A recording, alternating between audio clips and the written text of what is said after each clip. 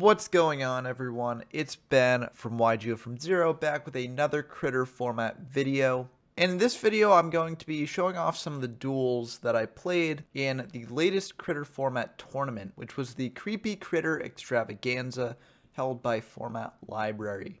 It was a really fun event. I know there were a lot of new players to the format in it, and some of them did quite well. So that was really awesome to see. And also, it was just great to play a lot of games competitively in this format, and I had a blast. I also made it to the top 8 of this tournament, so I figured that since I did pretty well, I'd show off my games and show off this deck a bit, even though I've shown it off on the channel in the past. The deck that I used for this tournament was basically Paolo NS's list from the last tournament that they actually won with. I made one very minor change, swapping in a white magical hat in the side deck where they had a Robin Goblin. The reason being that I could more easily search this out with like Witch or Sangan, and so I felt like one Robin Goblin wasn't really worth it in the side.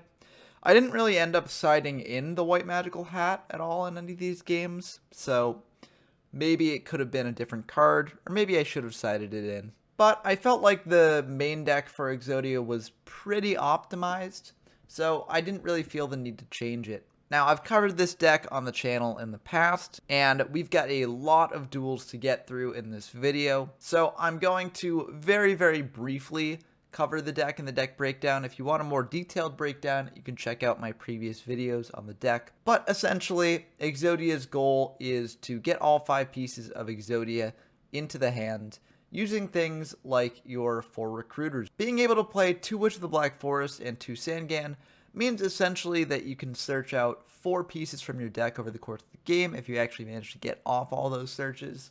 And if you do manage to draw into a piece over the course of the game as well, that just is the end of the game. There are a couple ways for your opponent to disrupt this strategy through cards that have effects that discard cards from your hand, and we may see a couple of those in the games. But oftentimes you can actually assemble all 5 pieces of Exodia in your hand rather quickly, especially using things like Last Will and Thunder Dragons to trigger Last Will and thin down your deck. Besides those, the deck is basically relying on its defenders to stall for time, as well as things like Swords Revealing Light and Waboku, Solemn Judgments to prevent your opponent from making any major offensive pushes, and things like Magician of Faith and Mask of Darkness to get back your powerful spells and traps that can buy you even more time. In games 2 and 3, we do have a Smokescreen side deck into a bit more of a mass control strategy that's also being a bit more aggressive with 6 1800 beat sticks. And oftentimes, if your opponent does side for Exodia, then this can come in and potentially surprise them and win the game quite easily. Doesn't always happen like that because people oftentimes expect you to side out of Exodia, so it's not always an easy win in games 2 or 3. But the deck is still competent after sideboarding, so these games are still very winnable. But as I've said, I've gone over this in detail in past videos, and I do have a lot of games to feature, so let's dive right into the games. Okay, we've got our first game against Paolo NS, who, I'm basically using their deck list from the previous tournament. So they're a very good duelist, and they know the ins and outs of this deck very well. They might not know we're on this at first, but after seeing Exodia at some point in Game 1, presumably, they'll know what we're on. So this is a bit of a tough matchup for us, but hopefully we can manage to pull it out. Before getting into the duel itself, though, if you enjoy these sorts of videos showing off duels from Critter format, Yu-Gi Kaiba format, and all these very old retro formats, then please do like the video and consider subscribing to my channel. We're almost at 250 subscribers, which would be a really awesome milestone to reach by the end of November. And there's plenty of great Critter content coming on the way. So if you don't want to miss any of that, subscribe and you'll be able to see when the videos come out. But now that we've got that out of the way, let's dive into the games. So, we do lose the rock, paper, scissors, so we are going to go second, unfortunately. Let's see. This is not the worst hand. 2 Witches can search out pieces immediately. Pot of Greed can draw us into something good, potentially. It looks like they're just going to set 1 and pass. We're going to Pot of Greed here, see what we can get. Aquamador is pretty good. We can go defensive right away if we want to. So We got to think about whether we want to set up a defensive wall on Aquamato right away, or if we want to just go for Witch and start searching. We could also set Magician of Faith to get back Pot of Greed, but we might want to save that for Swords Revealing Light or Raigeki, which we did open, which is very nice. We are just going to go for the Witch, set the swords, pass to our opponent. I think we set the swords as a bit of a bluff, and we do it with the understanding that if they heavy away the swords, they were likely going to heavy away swords anyways at some point, so we won't be too upset about losing it. We can also get it back with Magician of Faith. But this is to hopefully bluff them into not making too many aggressive pushes here. They are just going to heavy the swords away, so we do lose it, but again, we were prepared for that. And they're going to bring out a Mass Sorcerer, which is really rough for us because we will get a search here, but they'll be able to draw with that Mass Sorcerer and potentially draw into something that could deal with our hand. Looks like they're just going to set one and pass. Mirror Force is a pretty great draw here. We can use this to clear away their monsters if they attack next turn. We could also just use Raigeki now, though. So we're going to do that, set another Witch, set a Mirror Force, pass back to them. And let's see what they do. They're going to bring out a Lodgin. That's going to be fine by us. And they are going to activate Ultimate Offering. So it seems like they're on a bit of an interesting strategy. Ultimate Offering can enable decks to go a lot more aggressive if they so choose. And it looks like they are so choosing. So let's see how far they commit here. They're going to bring out a White Magical Hat, which will be really unfortunate for us if it actually connects. But luckily we do have the Mirror Force. So we're just going to use up the Mirror Force now. Clear away their White Magical Hat and Lodgin. And they'll pass back to us. So one of the interesting things in this tournament, and one of the reasons why I wanted to play this Exodia deck, is I wanted to see how the meta had adapted to Exodia winning the last tournament. And it seems like the White Magical Hat here is definitely in here to deal with Exodia if it comes up. Ultimate Offering can also let you get more aggressive, as I said before. So it seems like Paolo is prepared for the Exodia matchup, which is kind of unfortunate to see, as we were hoping that we'd be able to surprise our opponent in Game 1 and get a win that way. But it might be a bit tougher to get a win with Exodia Game 1, seeing this. We're going to think about it for a bit, and we are just going to flip up the Witch and attack in. The reason why this was a big think for us was because we didn't necessarily need to go on the aggressive here.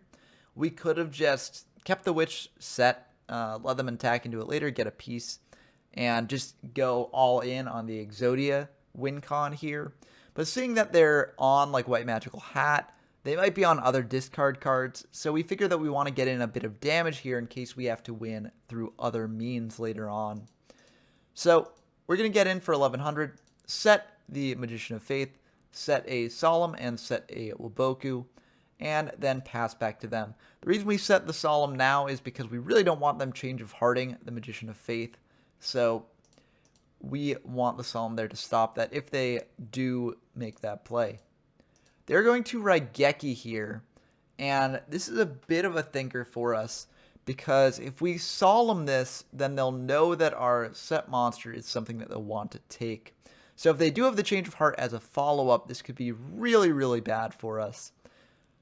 But I think we really do want that Magician of Faith to go off, so we are going to Solemn it and just hope that they don't have a Change of Heart. And it looks like they don't, so that's very good for us. We'll be able to flip up the Magician of Faith, and we could target Swords or Raigeki, but we're going to target Pot. And I think the reason for this is we do have the Waboku set, so that can enable us to stall a little bit, and the Pot can enable us to draw into more monsters to make a bigger aggressive push here, or potentially enable us to draw into more recruiters as well.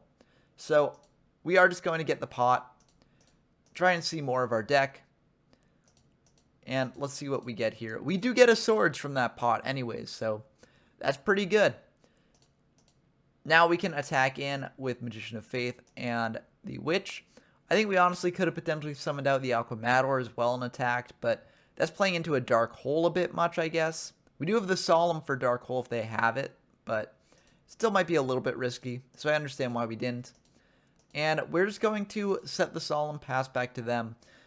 We don't really feel the need to activate swords yet. If they do bring out like a white magical hat and try to attack into the Magician of Faith, we do have Waboku set, so that can enable us to prevent them from discarding in that case. But we'll just have to wait and see what they do. They are going to declare the effective ultimate offering and chain it to itself to bring out a monster in a way that dodges Trap Hole, which I think is pretty smart if they do not have many monsters in hand, which it seems like they don't. And they are going to bring out that white magical hat. And chaining this way means that white magical hat is actually the only monster that they have in hand, as if they had more than one monster in hand, they would have had to bring that out off of ultimate offering as well in this chain. But that's good to see because we can just fisher away at that monster next turn. We do have Waboku, and even if they solemned this or 7-tooled this, we have a solemn of our own that could deal with that. And they'd be down to a point where we could potentially get in and kill them. So we're feeling very good about that. And we draw another piece, so this is nice as well. We're getting closer to our Exodia win con if we don't kill them through damage. So we're feeling pretty good about this. We're just going to fisher away the white magical hat and attack in with everything here. Again, I think I could have brought out the Aqua Mator if I wanted to, just to get even more aggressive. But I don't think it's quite necessary. So we are going to attack in for everything there. We activate Swords. The Magician of Faith should be an attack. So this is misplay, or not a misplay, but I guess this is an legal play. It doesn't matter because we've got Swords up. But that shouldn't have happened. The Magician of Faith should be an attack. And we're going to bring out Aqua Mator. And we are just going to put the Magician of Faith back into attack. So this is why it didn't matter. And we're going to attack in with Magician of Faith. They're going to Waboku because this is exactly lethal damage here. So we are just going to solemn this. Because, yes, you know, this isn't preventing something from discarding our Exodia pieces, but this Waboku will potentially prevent us from winning here. So I feel like a solemn is worth it. So we're going to solemn that, and they will take the Magician of Faith hit here. We're going to try to attack with Witch, and they are going to pay 5 to bring out Muka Muka. So that does reveal that they did have a monster in hand, but Muka Muka only has 1200 attack right now. So we are going to attack in with Aqua Mator, just crash those two, and then attack in for 1100. This is really good because it means that they can't use Ultimate Offering that much anymore. And they're at a point where we can just potentially kill them. So we're going to set the Solemn and pass back to them. And they're just going to set one and pass. And this is perfect. We can basically guarantee a lethal here. We're going to attack him with Witch. They're going to try activating Waboku. We can chain Solemn. And that will just be the end of the game. So game 1, we didn't actually win through Exodia. It happens, and you'll see it happen a fair amount of the time during this tournament. And this is something that I think you should keep in mind when playing Exodia, right?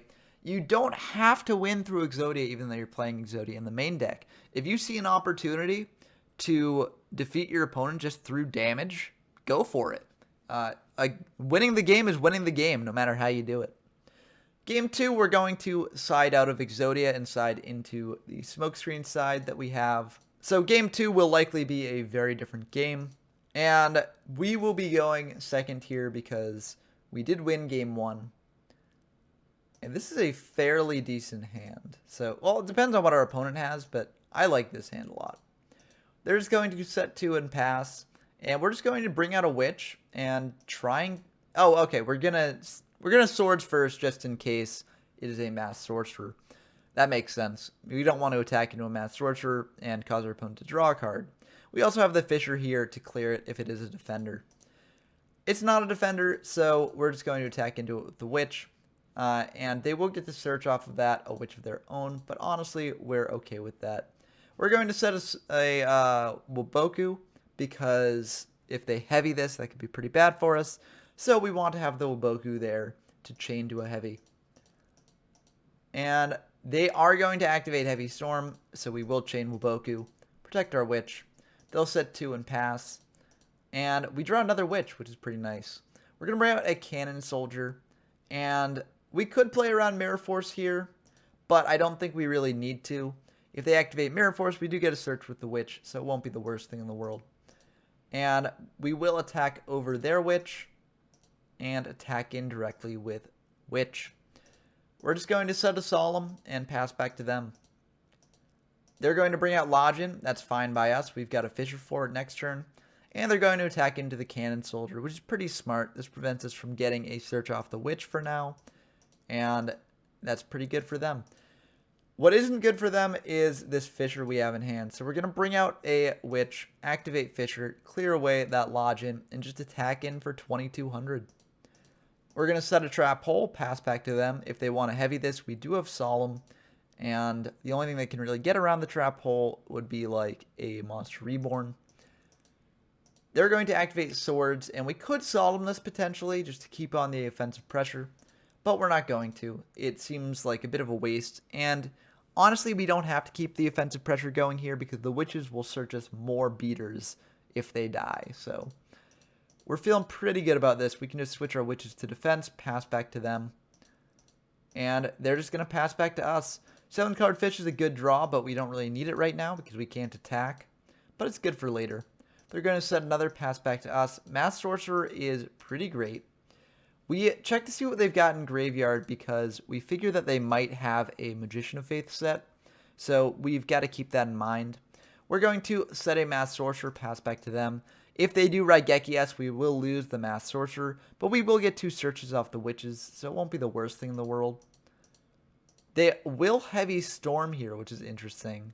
So they're using up their second heavy, and we will just let that go through since we have so many monsters on our side of the field. A Raigeki would be rough here, but I don't think they can kill us out of nowhere. They do have Raigeki, so that is a bit worrying. We will be able to search a Magician of Faith and a Lodgin. We don't need to search 2 1800 beaters because we do have the 7-card Fish in hand already. And they will get back the Raigeki, flip up a Sangan, and summon out White Magical Hat. So they will unfortunately be able to discard a card from our hand here. Let's see what they hit. 7-card Fish, kind of rough, but we do have the Lodgin. We just gotta hope that it doesn't die to Trap Hole. We could also just set the Lodgin, as it's got 1,000 defense, and they might not be able to get through that. So we could do that, but we are just going to summon it out, try and hit over the White Magical Hat, and that will go through. I think we could have also potentially attacked over the Magician of Faith, and then fissured away the White Magical Hat. That might have been a bit better, and also cost them more life points.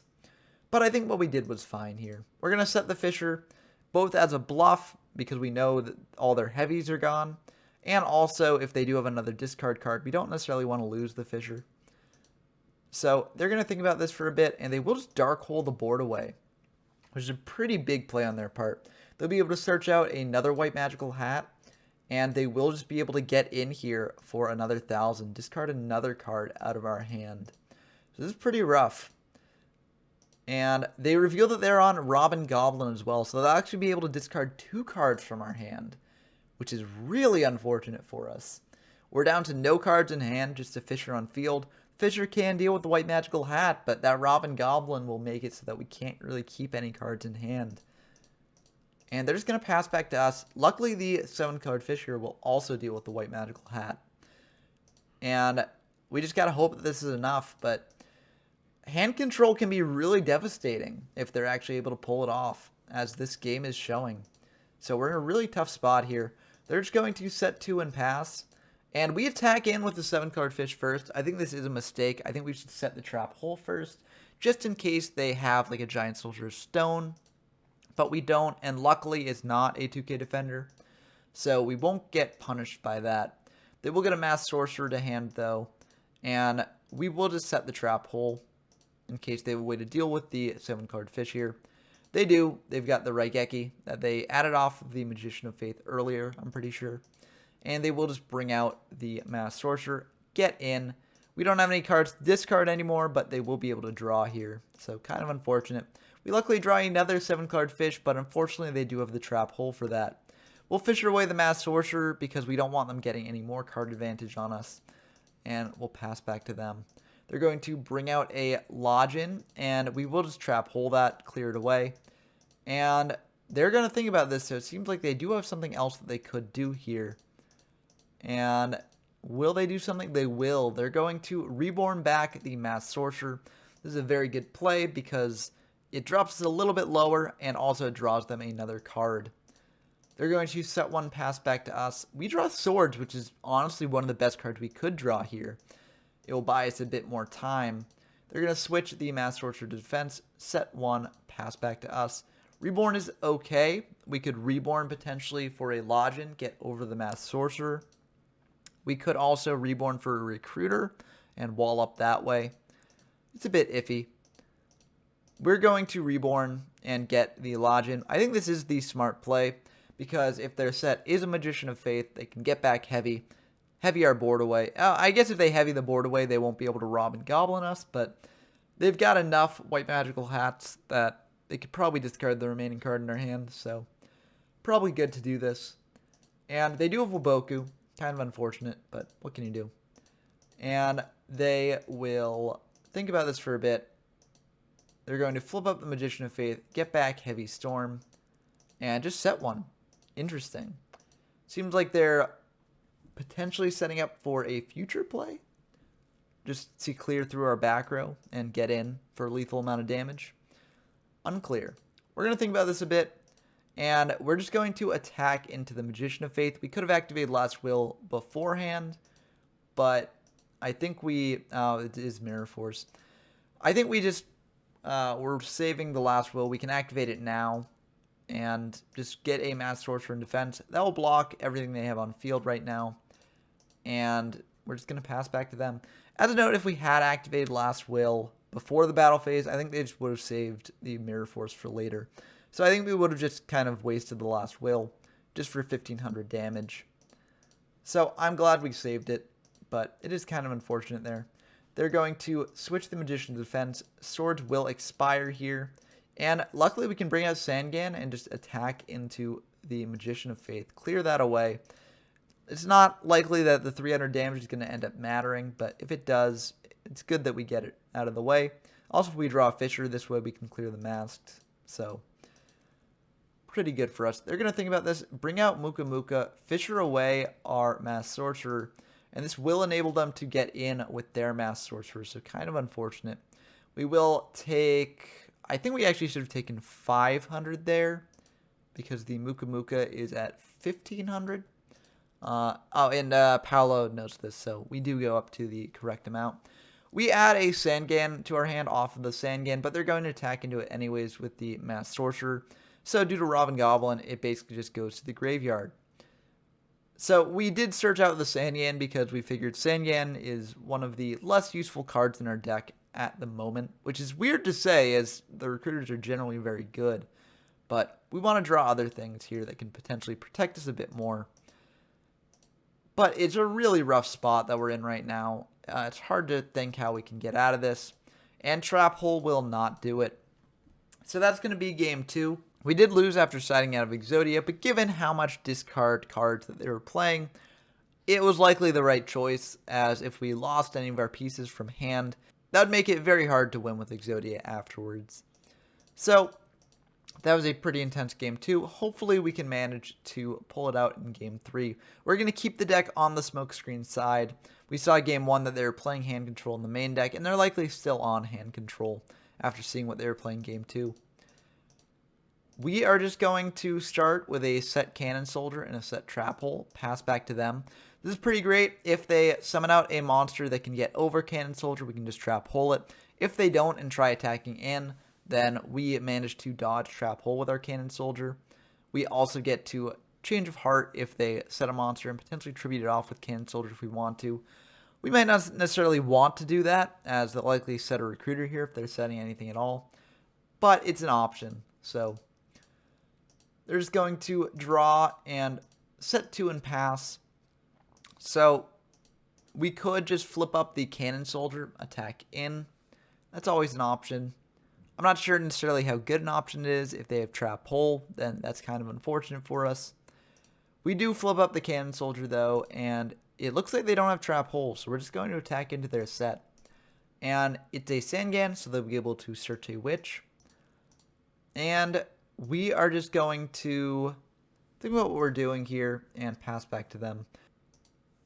They are going to draw a card and summon out Muka Muka, which we've got the trap hole for, so we're perfectly fine with that. They're going to Last Will, so they'll be able to get out another Muka Muka, which is very unfortunate here. But luckily it's only 1800, and we do have the Fisher next turn to deal with it if we want to. So that's not bad. We are just going to set the Mirror Force, though, and pass back to them. The reason for this is that we don't necessarily need to Fisher right now if we don't have another monster to follow it up with, and we can clear the Muka Muka if we need to when it attacks next turn. Won't necessarily be the most profitable trade if we're just using the Mirror Force on the Muka Muka, but it's something that we can do if we want to. And we're just going to take the 21 because there's no real reason not to take it here. It's not like they have Robin Goblin up, and we can save this for when they have a Masked Sorcerer or White Magical Hat.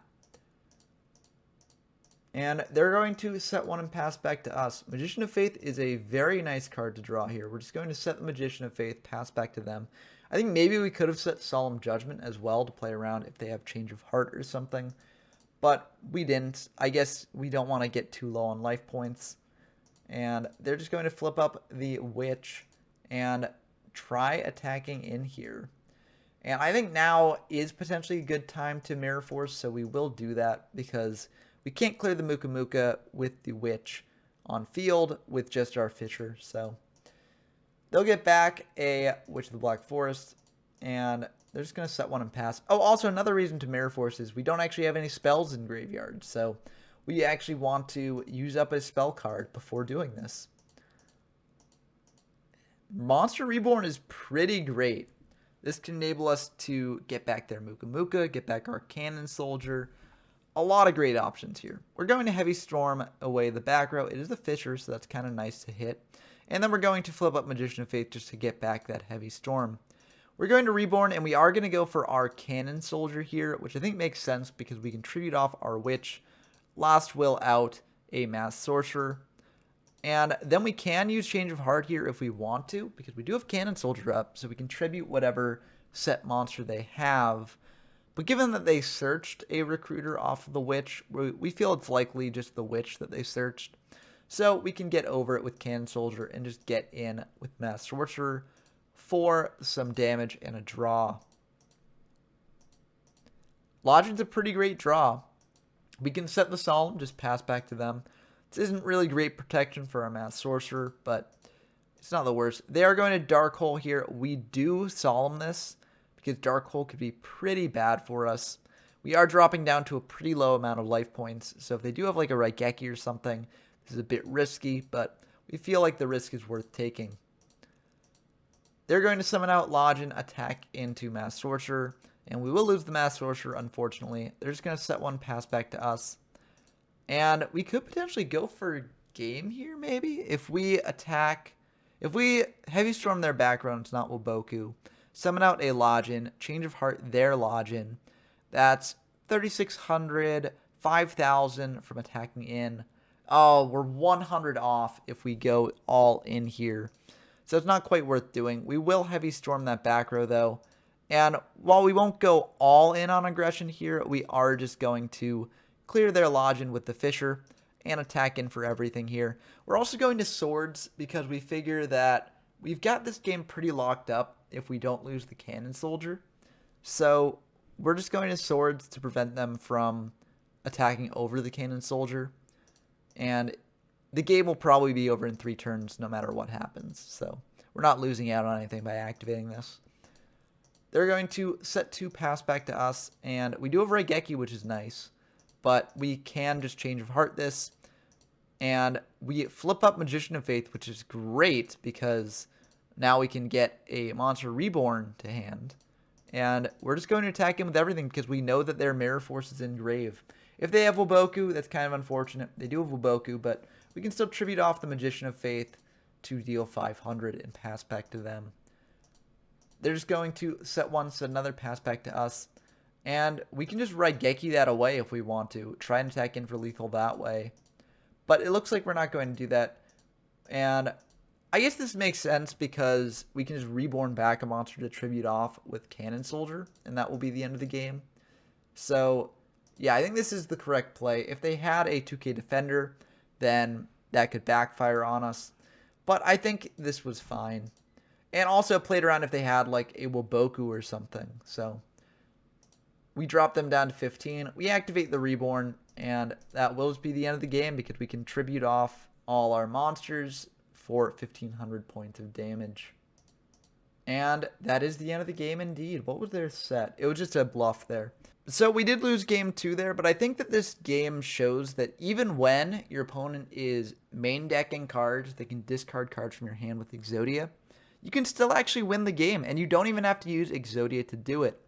Now, obviously, your main strategy with this deck is to get Exodia, so I'm not saying you shouldn't go for Exodia, but I am saying that when the situation arises, definitely take any path you can to get to victory. So that was a pretty great game 1. We managed to defeat the creator of this deck and the champion of last tournament. Let's see if we can keep up the good work in game 2. Okay, we've got a game against Wurstenbomber. I don't know German, so excuse me for my pronunciation there. But this is the second game of the tournament that we played, so we have both won a game, and that's why we're paired up. So this means that they'll probably put up a pretty good fight here. So let's see if we can manage to still win. They are going to win the rock, paper, scissors, so we will be going second, unfortunately. But let's see what they do to start out. Thunder Dragon in the opening hand is pretty nice to see. They're just going to set a monster and pass back to us. Unfortunately, drawing that second Thunder Dragon is really bad. I mean, we can thin our deck a little with this Thunder Dragon here, but it's just really unfortunate. We did not want to see that. We're going to just set a Sangan, pass back to them. They're going to flip up a Witch, attack into our set. And we do get a search here, so we will search out the head of Exodia. There is an argument to be made for not searching out an Exodia piece this early, especially when we don't really have ways to protect it as of yet. But given how bad this hand is, I think we just got to take any advantage we can and just start searching for those pieces. They're going to set one, summon out a Witch, and pass back to us. They're doing this so that way if we like board clear, then they will get 2 searches that will enable them to go aggressive against the Exodia deck. We luckily draw Giant Soldier of Stone, which is a great draw here. We can set the Giant Soldier, set a Fisher, pass back to them. And they're going to bring out White Magical Hat, which is really unfortunate for us if they do have a way to get over Giant Soldier. They are going to Change of Heart, so that will enable them to attack in with the White Magical Hat. If we lose the Exodia here, this could just be the end of the game. As I showed off in game 1, we can win without the Exodia pieces, but given our hand, it's kind of rough on this board. So they're going to attack in. You know, it's not likely that they'll hit the Exodia piece. They've got a 1 in 5 chance of doing so. Let's just hope they hit a Thunder Dragon. They hit Change of Heart, which is really rough, but it's not an Exodia piece, so we're honestly not too torn up about that. We're going to take a ton of damage here, unfortunately. And they're just going to set one and pass back to us. We're feeling pretty rough after that. We're going to Fisher away the White Magical Hat, and very happy that that worked out like that, because that White Magical Hat is very threatening. We're going to switch the Giant Soldier to defense, set a Witch of the Black Forest, pass back to them. If they have like a Raigeki or a Dark Hole here, we could just be at the end of the game. So let's hope they don't have those board clears. Looks like they don't, so they're just going to attack into our set with a Witch and take 100, pass back to us. We draw a Dark Hole, but I'm not really sure how useful that is for us right here. We're going to set a Magician of Faith, set the Dark Hole, pass back to them. They're going to switch their Witches to defense, set a monster of their own, and pass back to us. Pot of Greed is pretty nice. We can Pot of Greed here, and we can potentially just get back the Pot of Greed with the Magician of Faith. And I think that is what we're considering doing. We have a couple good cards in Grave. I think that if we're getting back something, we want to get back either Change of Heart or Pot of Greed, because Change of Heart can turn into a pseudo-removal spell with the Thunder Dragons in our hand, and Pot of Greed can just draw us deeper into stuff that might help us prevent them from discarding Exodia. We are going to flip up the Magician here, and we're going to get back Pot of Greed, draw 2, and those are 2 pretty good ones. We have 2 pieces of Exodia now. The Sangan in hand represents another piece along with the Witch on field, which can bring us up to 4. I'm feeling pretty good about this. We're going to think about this for a bit. And we are just going to tribute set over the Magician of Faith and pass back to our opponent. We're doing this because if they bring out another white magical hat, we don't want them to be able to attack over the Magician of Faith and discard a card from our hand. They're going to switch the Witch to attack into our set monster. It's a Thunder Dragon, so they will take 4 here, and they'll just pass back to us. And that Witch of the Black Forest is very nice. We can potentially just have game here. We'll set the Sangan and pass back to them. Next turn, if we can bring out the Witch and then just Dark Hole, that is the end of the game. So they're going to Pot of Greed and draw 2 here. Flip up the Magician of Faith. Get back the Pot of Greed. Draw 2 more. Set 2 and pass back to us. And if they don't have like a Solemn to stop the Dark Hole, this is the end of the game. We are going to Dark Hole, and that will send everything to the graveyard. So we will get 3 searches here. And those will be the 3 pieces that we need. And so that will be the end of game 1 after, everyone searches and everything gets settled. There was a bit of confusion here because it is confusing that Sangan and Witch don't behave the way that Dueling Book has their card text. The original version of their effects were not a once per turn and also let you activate the effect of the cards that you searched. So we are able to actually trigger both of our Witches here and get 2 pieces. And that's another unique thing that makes Exodia particularly viable in Critter format, is that you can just do a ton of searches in 1 turn, as you saw here. So we just, hashed that out in the comments on the side. But that was game 1. And I think that showed that even when you start out at a pretty bad position, you can just stall long enough to get into a good position with this deck. A lot of decks in Critter are not that well equipped to deal with a ton of 2K defenders. And that can really show in these games and enable you to pull out a victory. So that's game 1. We do side out of Exodia for game 2 here into the smokescreen side. Let's see if we can win this one as well. This is a pretty okay hand, so we might be able to do it. Let's see what our opponent does first. They're just going to set 2, pass back to us. We like that play so much, we'll just do it as well. We'll set the Sangan, set a Solemn, pass back to them. They're going to bring out a Lodgin and then flip up a Mass Sorcerer.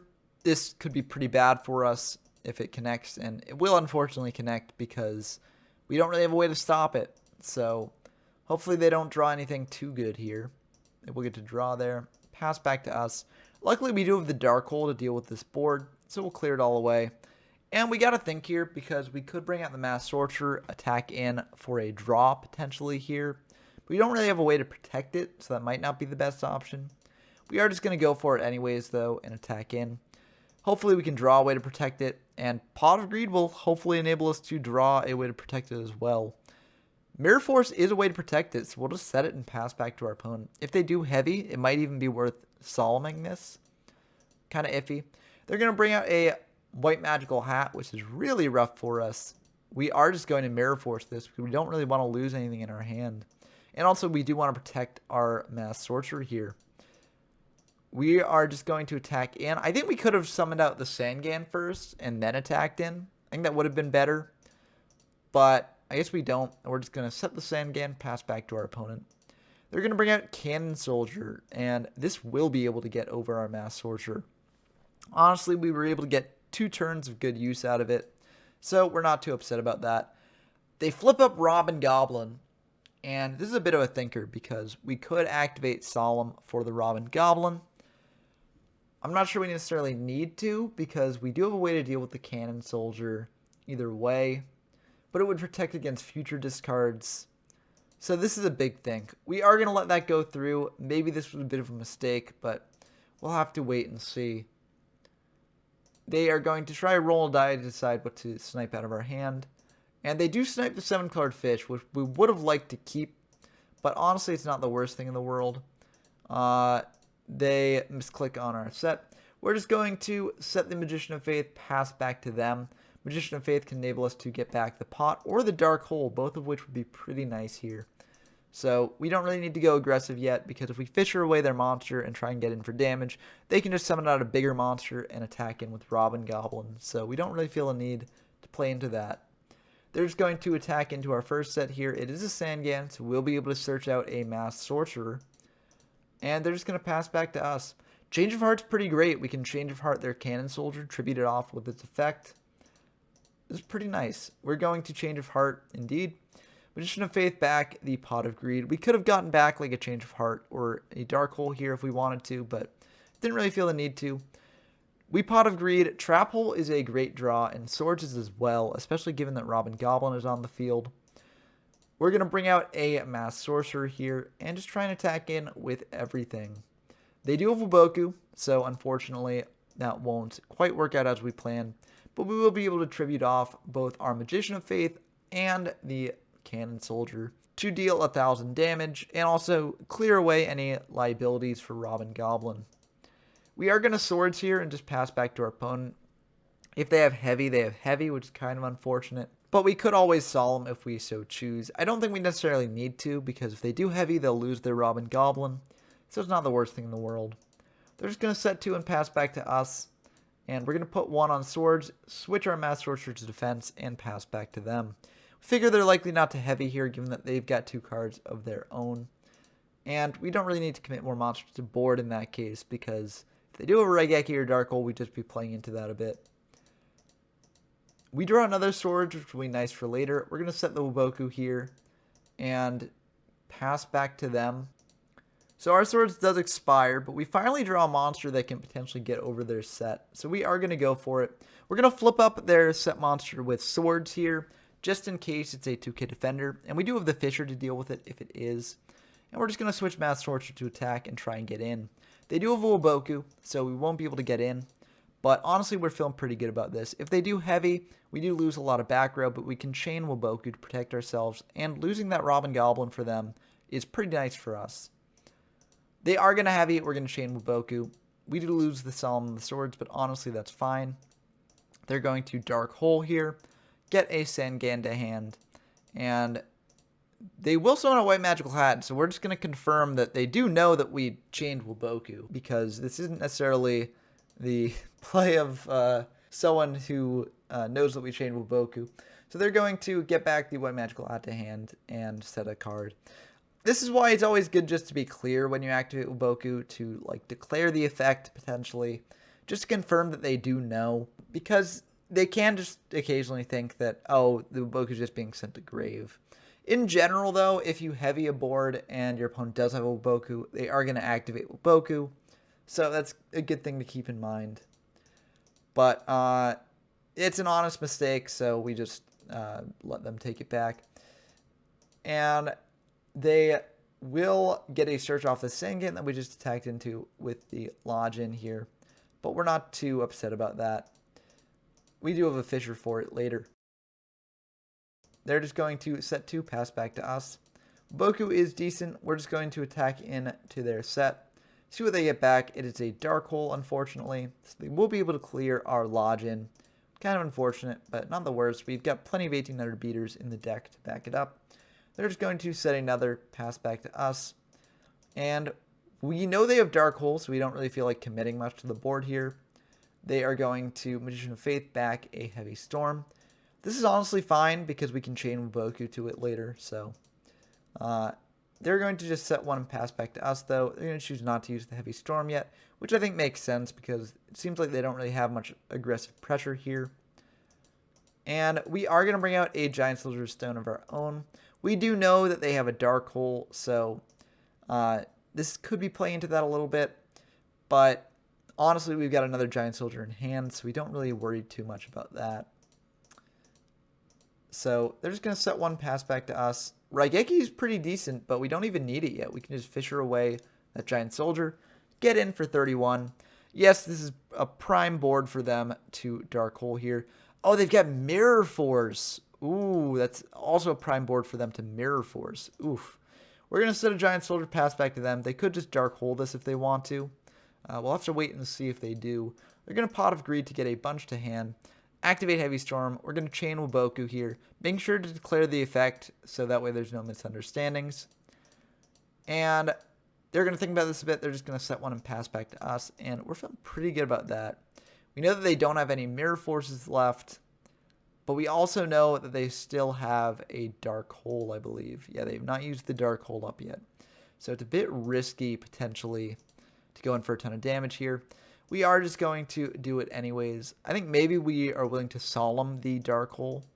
So we'll have to wait and see if that is what we do. We're going to get it in for 31. Set the solemn judgment, pass back to them. They do dark hole, and we do solemn judgment this. So I think that is a pretty good play here. If they have Raigeki, this would get majorly punished, but looks like they've just got a Fisher. Oh, they've got another Fisher too. So they were able to clear our board, unfortunately. And they are able to reborn back another white magical hat to clear away 2 cards from our hand, which is really rough. It seems unlikely that we're going to be able to win this one given this, but I guess it depends on what we lose from our hand here. Raigeki is a pretty good hit. And Cannon Soldier is another pretty good hit. Oof. We really wanted to keep at least one of those, and this is really bad. We got to Fisher away one of their white magical hats, set a trap hole.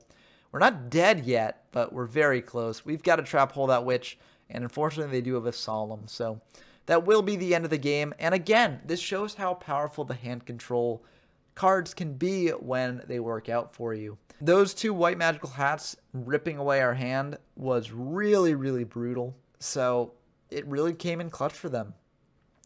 Game 3, though, we're going to keep it on the smokescreen side, especially seeing that they had the hand control elements in deck.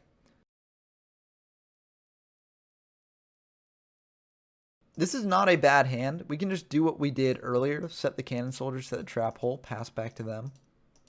They're just going to set 1, pass back to us, and we're just going to get aggressive here. We're going to summon out 7-card fish, attack in, and they will search out a Lodgin with the witch, but we'll be able to get in for 14.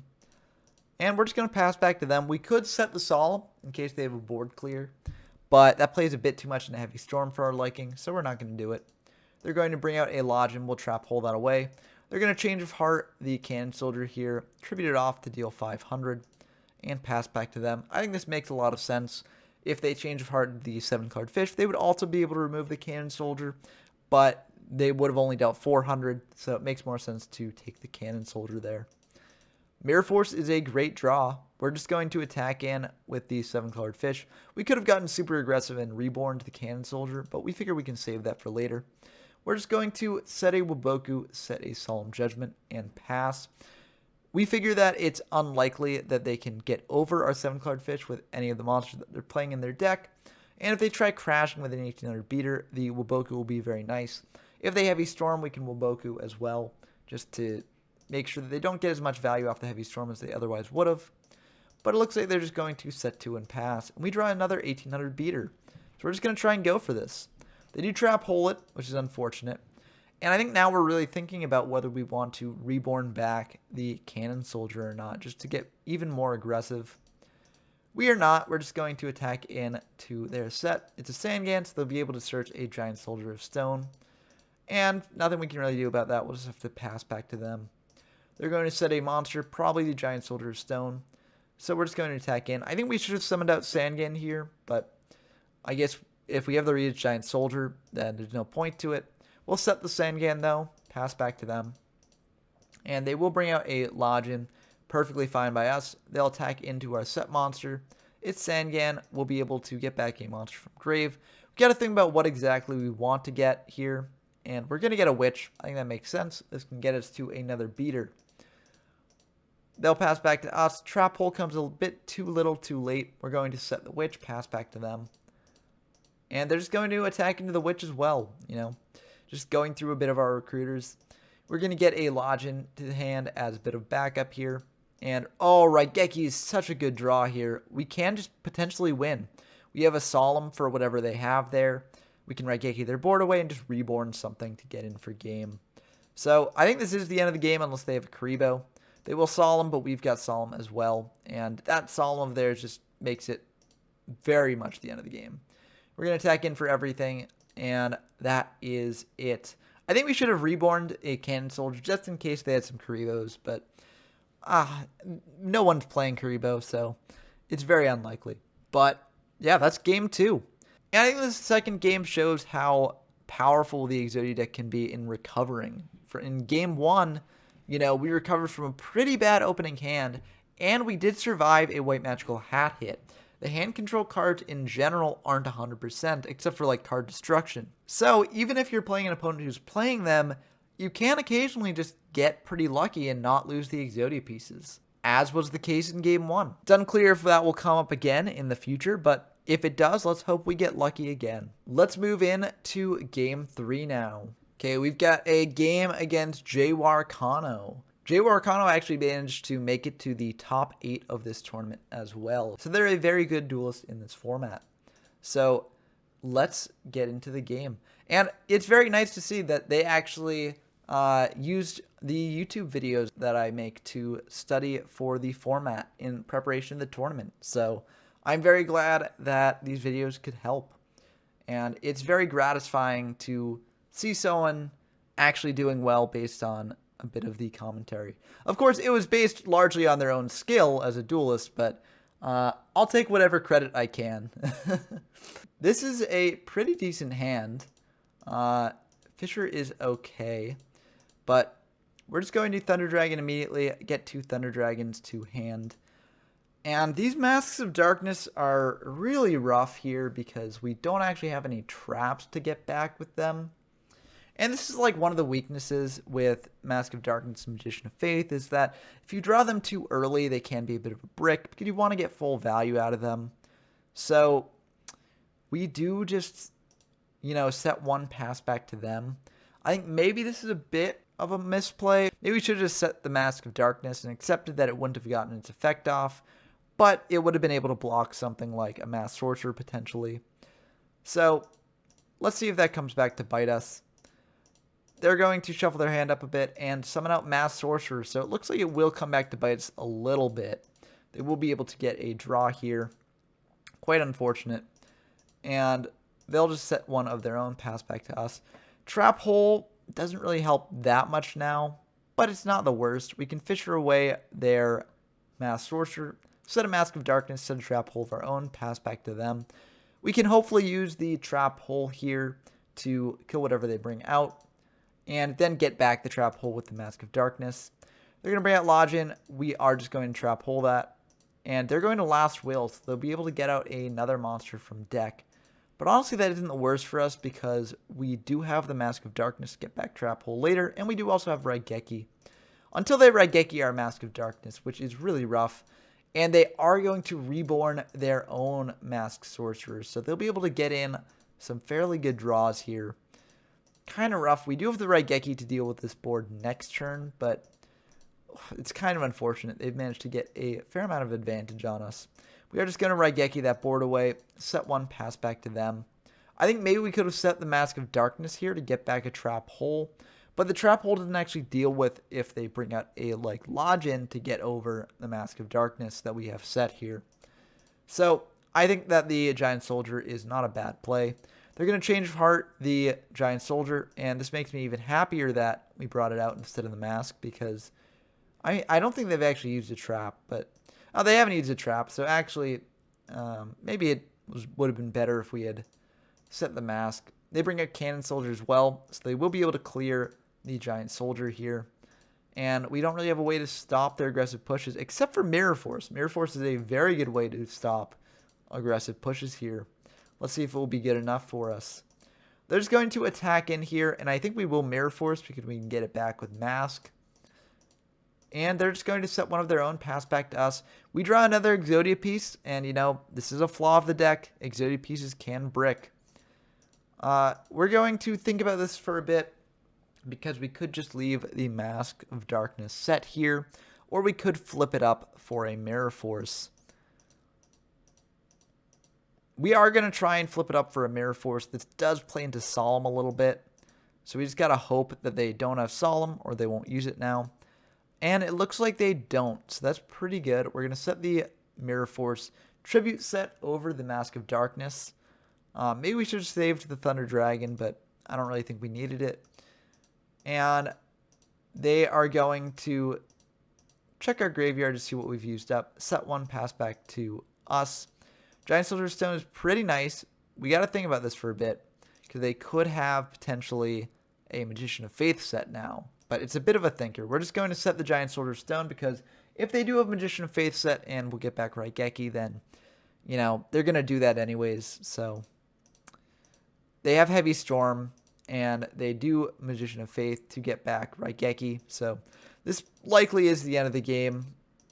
And with that 7-card fish, that is, in fact, the end of the game. So that game one, pretty rough. Occasionally you do just draw the wrong pieces of the deck at the wrong times. And I do think that there were some things that we could have done maybe to mitigate that a little bit. But ultimately, I think that we were probably losing that game either way. Jay Arcano played that one very well, and there was nothing we could really do to counteract that. But game two, we can side into the smokescreen side and hope that they'll be able to carry us for 2 games. As a note, and they bring this up in the chat box here, they don't actually, 100% know that we're on Exodia.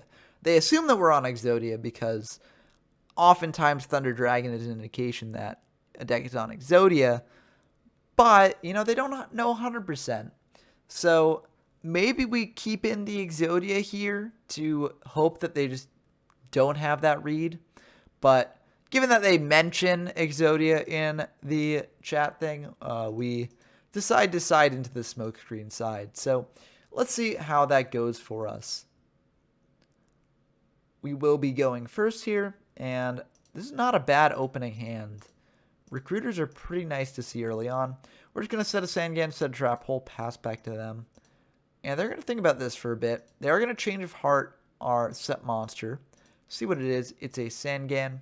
They're going to flip that up. That's fine by us. Summon out Mass Sorcerer, and they will be able to get in for 19 here and draw a card.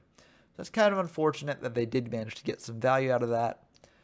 And main phase 2, they're just going to activate Swords, pass back to us. Kind of rough. We're going to switch the Sangan to defense, switch the Witch to defense. And honestly, I think we could have kept the Sangan in attack because they can't actually get over it with Mass Sorcerer. But I guess this way we get a search out of it. We're going to set a Waboku, pass back to them. They're going to switch Mass Sorcerer to defense, set another, pass back to us. Last was pretty decent. That could be good for later. And we figure out what turn Swords is on real quick. And I'm going to think about what we actually want to do here. We are just going to Raigeki this board away because we can get that back with Magician of Faith. And I think we're worried that they might have set a Magician of Faith as well because they used that Change of Heart really early. So that implies that they might have some way to get it back. But it looks like it was just another Mass Sorcerer, which honestly we're fine with getting rid of that as well. They're going to bring out Login, or at least attempt to. We do have the Trap Hole for that. And they're going to Solemn the Trap Hole, which honestly we're not too upset about. We can get this Witch Search here to get a 7-card fish to hand. And that combined with the Last Will can make for a very powerful play later. We're going to set the Magician of Faith, pass back to them. We know that they don't have a Change of Heart, so we don't really need to worry about that. If they have Raigeki, that's kind of unfortunate, but it is what it is. At least they're not getting value off the Magician like they would with Change. They're going to attack into our Magician here. We will just get back the Raigeki. And main phase 2, they're just going to set one and pass. Heavy Storm is very nice. We could use that now. And that might be what we want to do. We got to think about this. We're going to bring out a 7-card fish. Switch Sangan to attack. And we will Raigeki their board away. And just try and get in here. If they have Mirror Force, then we can activate Last Will in main phase 2 if we so choose. But if we don't, that's 2,800. And that is 2,800 right there. I think we could have also just activated Last Will, crashed our 7-card fish into their Login, got another monster, attacked in that way. But that risks Waboku a little bit, so I think we are not going to do that because of that. They're going to set one, pass back to us, and we are just going to try and get in for more. It is unfortunately a Giant Soldier Stone, so we won't be able to get over that, but we will be able to set a Magician of Faith here, hopefully get back a Raigeki again next turn. They're just going to set one, set another, pass back to us. And now we are going to heavy.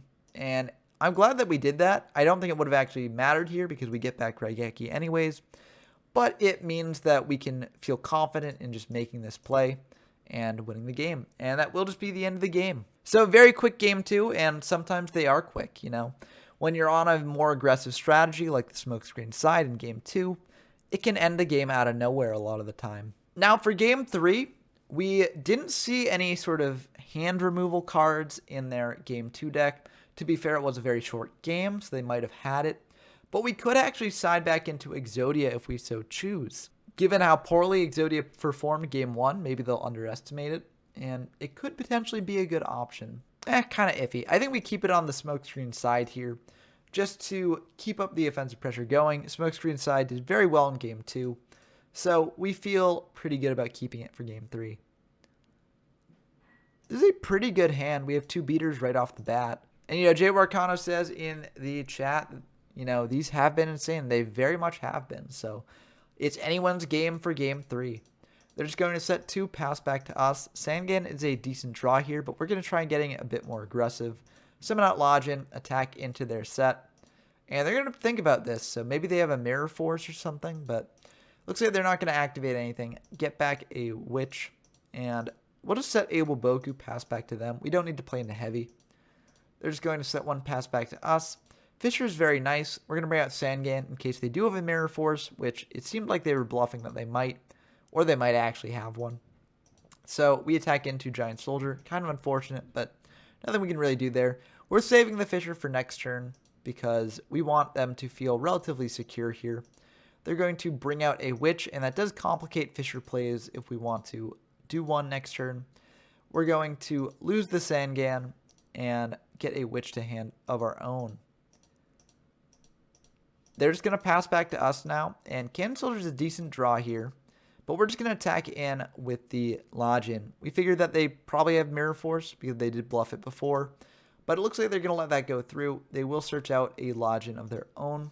Kind of unfortunate. Main phase 2, we can just set the Witch if they have a board clear, which can search us something. And they're just going to bring out the Login. That's fine by us. If they attack into our Login, we do have the Woboku for that. And that is what they're going to do. We could Woboku this, but I think we're going to save it because we do have a 7-card fish in hand already. So we don't really need to use the Woboku now. And they're just going to set 1, pass back to us. And, you know, we might as well get aggressive here. We're going to bring out a 7-card fish that will get trap hold, unfortunately. We're going to flip up Witch, and we will activate Fisher, clearing the Giant Soldier. And we are going to go for a last will here, trying to get out a Mass Sorcerer. And we're just going to attack in for everything here. Hopefully we can draw a card. Unfortunately, that's a Woboku. And now we got to think, because if we set a trap hole, that could potentially deal with a monster that they bring out, but it will play into heavy a bit. So we've got to decide whether we want to play into heavy or not. We do have the Woboku set that we can chain to heavy, so it won't be the worst thing if they heavy us, but you know, we don't necessarily want to play into it. We're going to set the trap hole and pass back to them. And unfortunately, they do have the heavy. We do have the Woboku, so at least we'll be able to activate something there, but kind of unfortunate. They will be able to Fisher away our Mass Sorcerer and pass back to us. Change of Heart's pretty nice. We could Change of Heart and then activate Cannon Soldier's effect. So that is what we're going to do. We're going to check to see what it is. It is a Mass Sorcerer. We're going to flip it up, and we're thinking about whether we want to bring out the Cannon Soldier to attack as well. I don't think we necessarily need to. That just plays into Mirror Force a bit more. So we're just going to try attacking him with everything here. It is unfortunately another Woboku. But honestly, that's not the worst thing in the world because we can tribute away their Mass Sorcerer for the Cannon Soldier's effect. City Trap Hole, pass back to them, and we're feeling pretty good on this board. If they do have a board clear, we do get a search with Witch. If they try and bring out a beater to clear over our monsters, then we do have the Trap Hole. They do try and bring out a beater, and we are just going to Trap Hole that.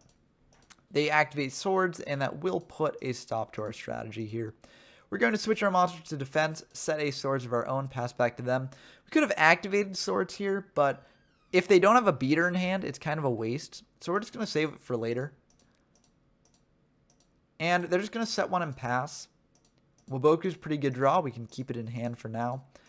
And I'm very glad that we did just hold on to Swords because seems like they didn't really have any offensive pressure here, and so we can just save it.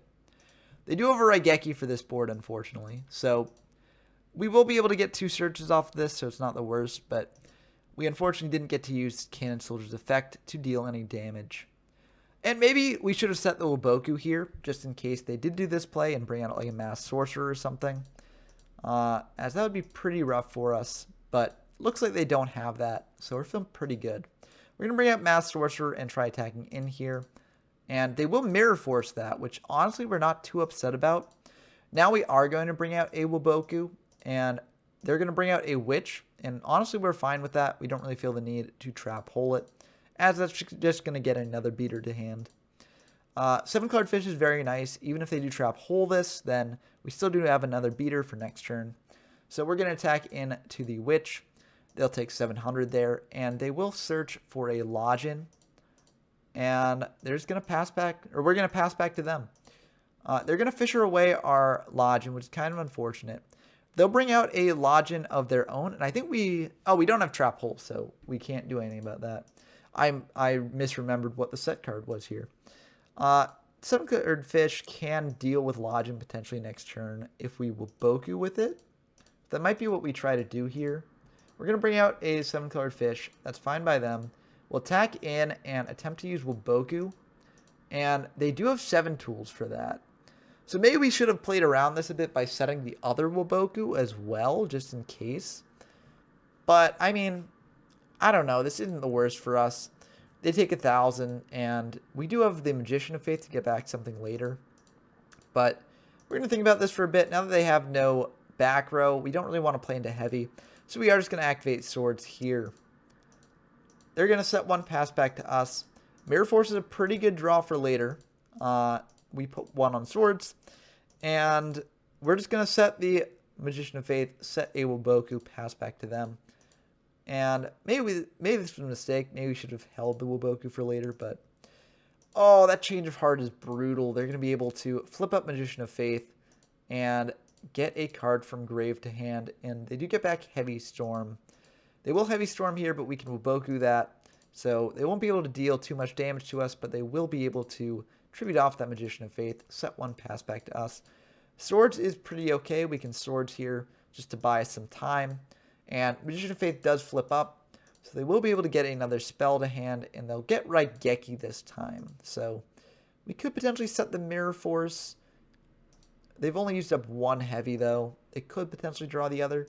So I think we'll just keep these swords as is. They're going to heavy that. So they did draw the other heavy, which makes me very happy that we didn't set the Mirror Force there. And they're going to get in for 17. They're going to tribute off the Magician of Faith, dealing another 500. Pass back to us. Fisher's pretty good. I think we should just Fisher here. But we don't. We just set the Mirror Force. And it's a bit risky. We will have to use the Mirror Force here because if they do have another monster, then letting this go through will just kill us via the Cannon Soldier effect. And they're just going to set 1 pass. We're just going to set a heavy pass. Hope that it's enough. And they're just going to bring out a Sangan and try attacking in here. So we will take 1,000. And we draw a Witch, which is nice. This can deal with their Sangan potentially. We are just going to heavy their back row just in case. And now we have to think about this because we are at 1,100 and we know they have Raigeki in hand. So if we do bring out the Witch, then they could search with it. I think maybe honestly the best thing that we can do is set the Witch. And then if they do Raigeki it, the Sangan alone isn't enough to kill us here. And they can't get over the Witch if they don't Raigeki. I don't know. It's a bit of an iffy thing. I think that we do majorly misplay here. We do summon out the Witch and just Fisher away the Sangan. And this shows why we should have Fishered the Cannon Soldier instead of the Sangan, because if we had the Mirror Force online here, it would have been a much different game. But that will just be the end of the game.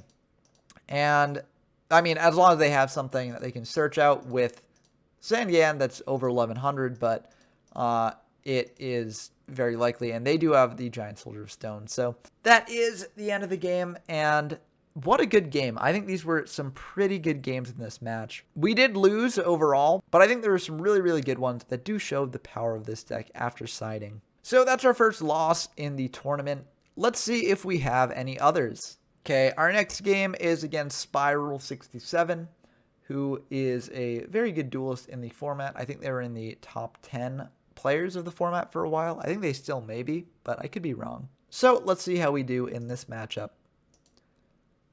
They are going to win rock, paper, scissors here, so they will be able to go first. And okay, this is a decent hand. We don't have any recruiters, but we do have Thunder Dragon early, and we do have a defender, so that's not the worst. And we have a last will to pair with the Thunder Dragon if we need it. So we're feeling pretty good about this. We'll get those Thunder Dragons to hand, set a Giant Soldier Stone, set a Mirror Force, pass back to them. And they're going to flip up Witch, and they're just going to try and get attacking, it looks like. Okay, they're going to bring out a Mass Sorcerer as well. So maybe they have a way to clear our Giant Soldier. A bit unclear at this point. Oh, it looks like they're just attacking into the Giant Soldier. So it is Giant Soldier, so they won't be able to get through there. And they're just going to pass back to us. Boku's a very nice draw. We'll set that. If they do heavy here, very unfortunate that we're losing the Mirror Force, but at least we do have the Boku to back it up. They're just going to switch everything to defense. Seems like they don't have a way to deal with the Giant Soldier here. And so we're just going to pass back to them. We could Raigeki now, but we don't really feel a reason to. They're going to bring out Muka Muka, and that will indeed be able to get over the Giant Soldier. Or at least it would be able to if we didn't have Mirror Force here. So we will just Mirror Force that away. They will be able to search another Muka Muka here, which is a little bit unfortunate for us. But we do have Woboku to protect our Giant Soldier, so it's not the worst. Another Last Will is very nice. Now if we ever tribute out our Thunder Dragon, we can Last Will 2 cards and feel pretty good about that. They're going to bring out a Muka Muka, and they're just going to try and go on the offensive here. We can Raigeki their board away next turn, so we'll just activate Woboku, and then try for it next turn with the Raigeki. Swords is pretty good. We'll activate Swords, and they will Solemn Judgment that, dropping themselves down to 3550. And I'm pretty sure this means that we can actually just win the game right here. We have a Solemn set, so whatever their set back row is, we can deal with that. And we have Raigeki, Thunder Dragon, and 2 Last Will, as well as Monster Reborn. So we can get out a lot of damage on board this turn in a way that is very tough for them to actually deal with. So that is what we're going to do. We're going to Raigeki their board away. And we just think of it to just actually assemble the combo. Summon out Thunder Dragon. They will trap hole here. And we can just Solemn that. I think I do make a little bit of a mistake showing that I'm on the Solemn. Because not every deck plays Solemn. So I could have brought back the Thunder Dragon with Monster Reborn instead. And dealt the same amount of damage. But I guess this way it plays around Karibo potentially. If they've got it. But I don't think it was necessary. But we do activate 2 Last Wills. And they'll just admit defeat. So, very quick game 1. Very much unusual for an Exodia game 1. But as I said in the first game I showed off, you don't always have to win through Exodia. Occasionally the deck can just deal enough damage to take out the opponent. As was shown there. So we are going to go into the smokescreen side, I think. Even though it's unclear whether they know we're on Exodia or not. I think it's just better to get a bit aggressive here. And this is a pretty good opener. We've got a fair amount of beat sticks, a Change of Heart plus Cannon Soldier combo. Feeling pretty good about it. We're going to bring out 7-colored fish, attack into their set. It's a witch, so they'll be able to get a Muka Muka to hand. That's fine. We have a trap hole to deal with that. So we'll set the trap hole, pass back to them. They're just going to set 2, pass back to us. Very likely that's a Muka Muka that they're just trying to dodge around trap hole with. We're going to bring out another Lodgin. Another 1800 beater, that is. And that will get trap hold. And we're just going to pass back to them. We figure that the set is a Muka Muka. And if it's not a Muka Muka, it's probably a recruiter or something. So there's no real reason to attack into it at this point. And we do have the trap hole set if they do want to flip it up. They're just going to set 1, pass back to us. Pot of Greed is very nice. We can just Pot of Greed here for 2. And honestly, those are 2 very good draws. And this gives us a little bit more confidence in going a bit aggressive here. We are going to change of heart their first set, feeling that it was probably a Muka Muka. And we are correct, so we'll flip that up. Attack in here. I think we could have actually brought out the Cannon Soldier and dealt a little bit more damage. I think this was a mistake on my part. I should have done that. Got in 1,400 more. Because I bring it out main phase 2, tribute off the Muka Muka. And if I had it anyways, they had no back row, so there was no real reason to keep it. But, c'est la vie, you know. You can't change the past. And they're just going to set 2 and pass back to us. We're just going to try and get in here, attacking with the 7-colored fish. We run into the giant soldier that they have. And then we're just going to set a solemn pass back to them. They're going to set 1 pass back to us. We draw a Magician of Faith, which is very nice here. We don't really need to keep the Cannon Soldier in attack and play into Mirror Force here because we can't get over the giant soldier. So we're just going to attack into the Man-Eater Bug. They will pop our 7-colored fish, which is kind of unfortunate. But the nice thing is that they can't actually get over Cannon Soldier with just Giant Soldier of Stone. So we're feeling pretty good about that. We'll set the Magician of Faith, pass back to them. If they do have Change of Heart, we do have a Solemn for that. So we can hopefully get value off of the Magician of Faith. Let's see what they do here. They're just going to set 1, pass back to us. And we're going to flip up the Magician of Faith, target the Pot of Greed. And just activate the Pot of Greed. Draw 2. Let's see what we get. Those are 2 okay ones. We don't really need more 1,800 beaters on board right now. We are just going to tribute away the Magician of Faith to deal 500. And then we're actually going to reborn the Muka Muka. Muka Muka can actually get over the Giant Soldier of Stone. So this could be pretty good for us. And they will Boku here, unfortunately. So that will enable their Giant Soldier of Stone to survive for another turn. But we'll pass back to them and see what they've got. They're going to flip up a Witch. And that's potentially a bad sign for us. They might be trying to bait out a trap hole with this, though. Unclear. They're going to activate Swords and just pass back to us, it seems. Oh, wait. I guess we're thinking about Solomoning this. Solomoning it could be good. Just keep up the aggressive pressure going. But I don't really think we need to use the Solemn now. We'll save it for something more important. And Sangan's a pretty good draw. We can just set a Recruiter here and pass back to them, potentially. And that is just what we're going to do. We're going to set a Recruiter, pass back to them. And they're going to bring out a Lodgin, which we will trap hole. And they're going to Last Will. And let's see what they bring out. They're going to Last Will out a Cannon Soldier here. So it looks like they might be crashing with the Cannon Soldier. Or they're just getting a search off of the Recruiter there. Getting a Sangan to hand. And, oh, it looks like they are crashing. So we will lose the Cannon Soldier, unfortunately. And they do have a Fisher. So they will be able to clear the Muka Muka. And that means that their Giant Soldier of Stone will still survive, which is very annoying.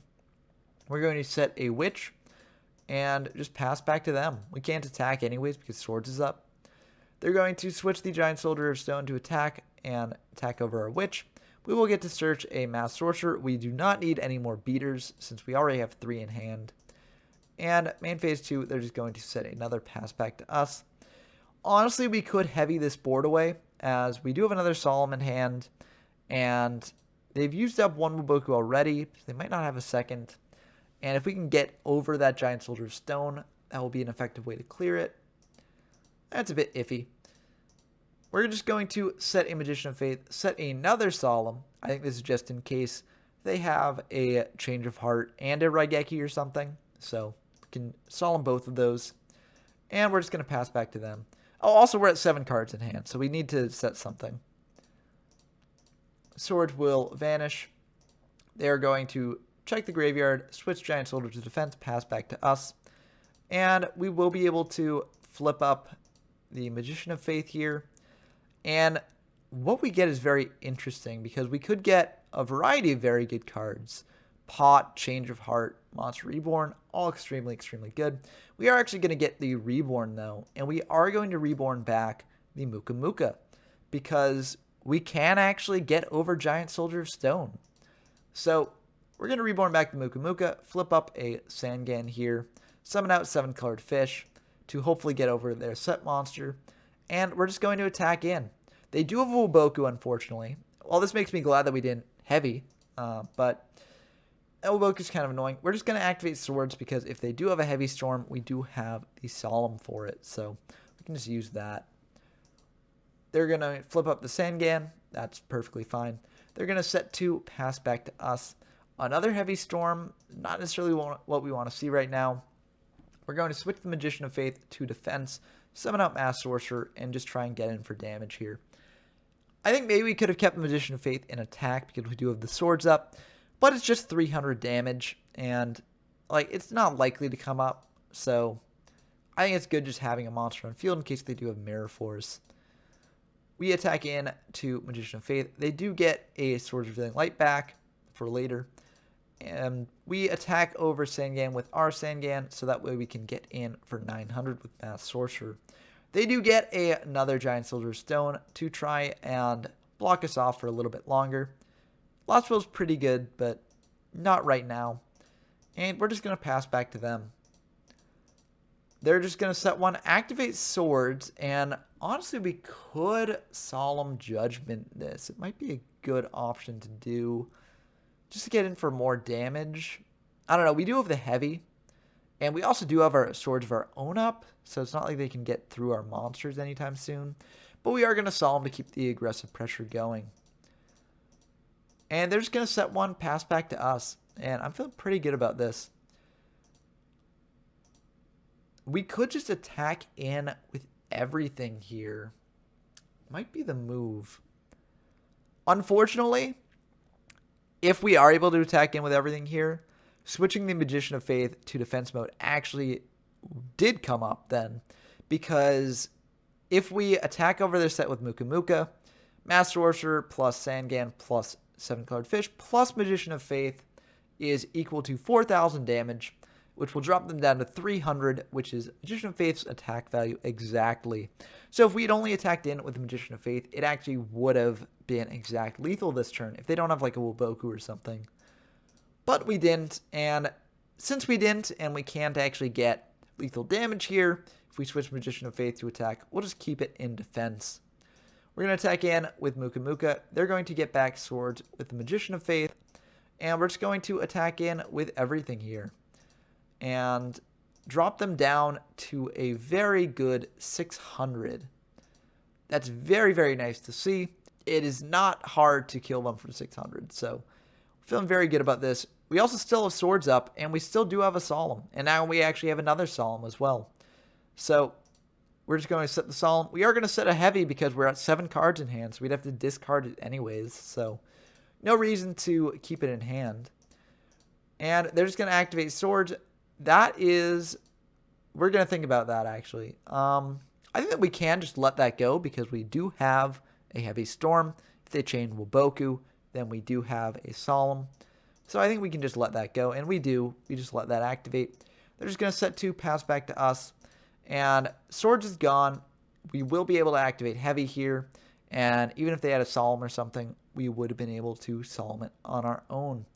Looks like they didn't have Solemn, but they did have a Mirror Force. So I'm very glad we did use the heavy there. But that was a bit of a quick one. And, you know, just because you're playing a stally sort of deck doesn't mean the games can't be quick. Game 2 was actually much longer than Game 1, which is not how you generally anticipate things going. I do think that, you know, we did run into a stumbling block a bit because we didn't really have a good way to clear the Giant Soldiers of Stone. We had to rely on our opponent's Muka Muka.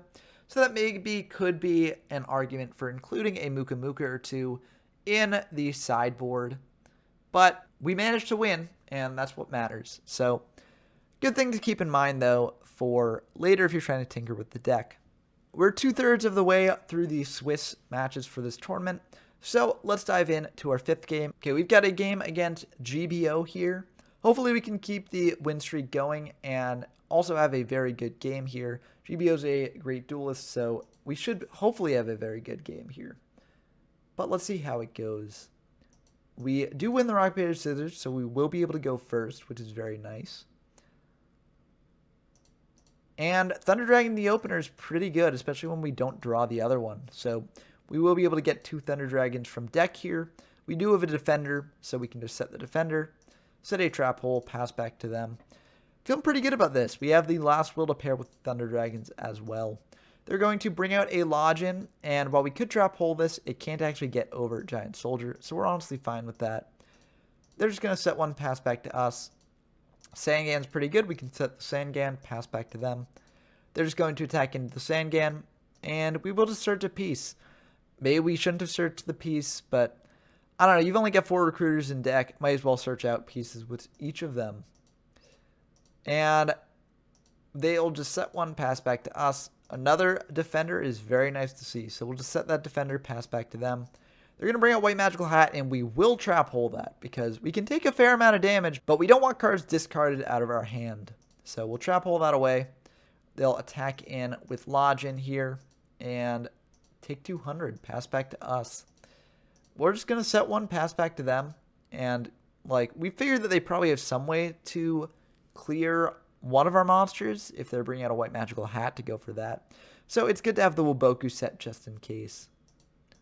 They're going to bring out a Masked Sorcerer here and fisher away our Aquamador, fisher away our Giant Soldier, flip up Sangan, and try attacking in for a bunch of damage. We are going to Woboku this. Not only does Woboku protect us from the damage, but it also prevents the Masked Sorcerer from getting a draw here. They're going to set one, pass back to us, and this is kind of unfortunate. We do fisher away the Masked Sorcerer, and we'll set a Magician of Faith, but I don't know, it's a bit iffy. Like, I guess we'd get back the Fisher if we Magician of Faith here, but it's not the best card to get back, so kind of unfortunate. They will attack in to the Magician of Faith with the Lodgin. We will be able to get back the Fisher, and I hope that that will be able to get some use later. They're going to get in for 2,300 here. Unfortunate, but it happens. And Witch is pretty decent. We could even summon out the Witch, attack into Sangan, and fisher away the Giant Soldier. We can also summon out the Witch, crash into Giant Soldier, and then last will out something from deck. That could be a way to go. A lot of different options here. Tricky choice here. We are just going to summon out the Witch, and we're going to attack into the Giant Soldier. So it looks like we are going for the last will play. We'll take 200 and search out another piece. And main phase 2, we're going to last will out a defender most likely. We do last will out a defender and pass back to them. I think we could have activated the last will already on field, but I don't know. I think we should have actually done that, but it doesn't seem like it mattered here too much. Boku's a nice draw. We'll set that, pass back to them. They do Magician of Faith back a Fisher most likely. I think that's the only card they have. Yep.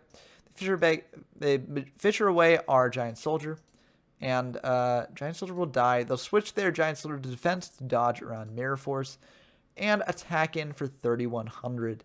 We could Woboku this. It might be worth doing, but I think we're going to save the Woboku just in case. Trap Hole is not what we need here.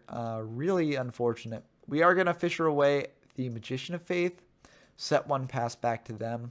They're going to attack in with Lodgin. We activate Woboku. Luckily, that does go through. They're going to set another, pass back to us. Swords is a really good draw. That'll buy us a little bit more time unless they have a heavy. Looks like they don't, so feeling good about that.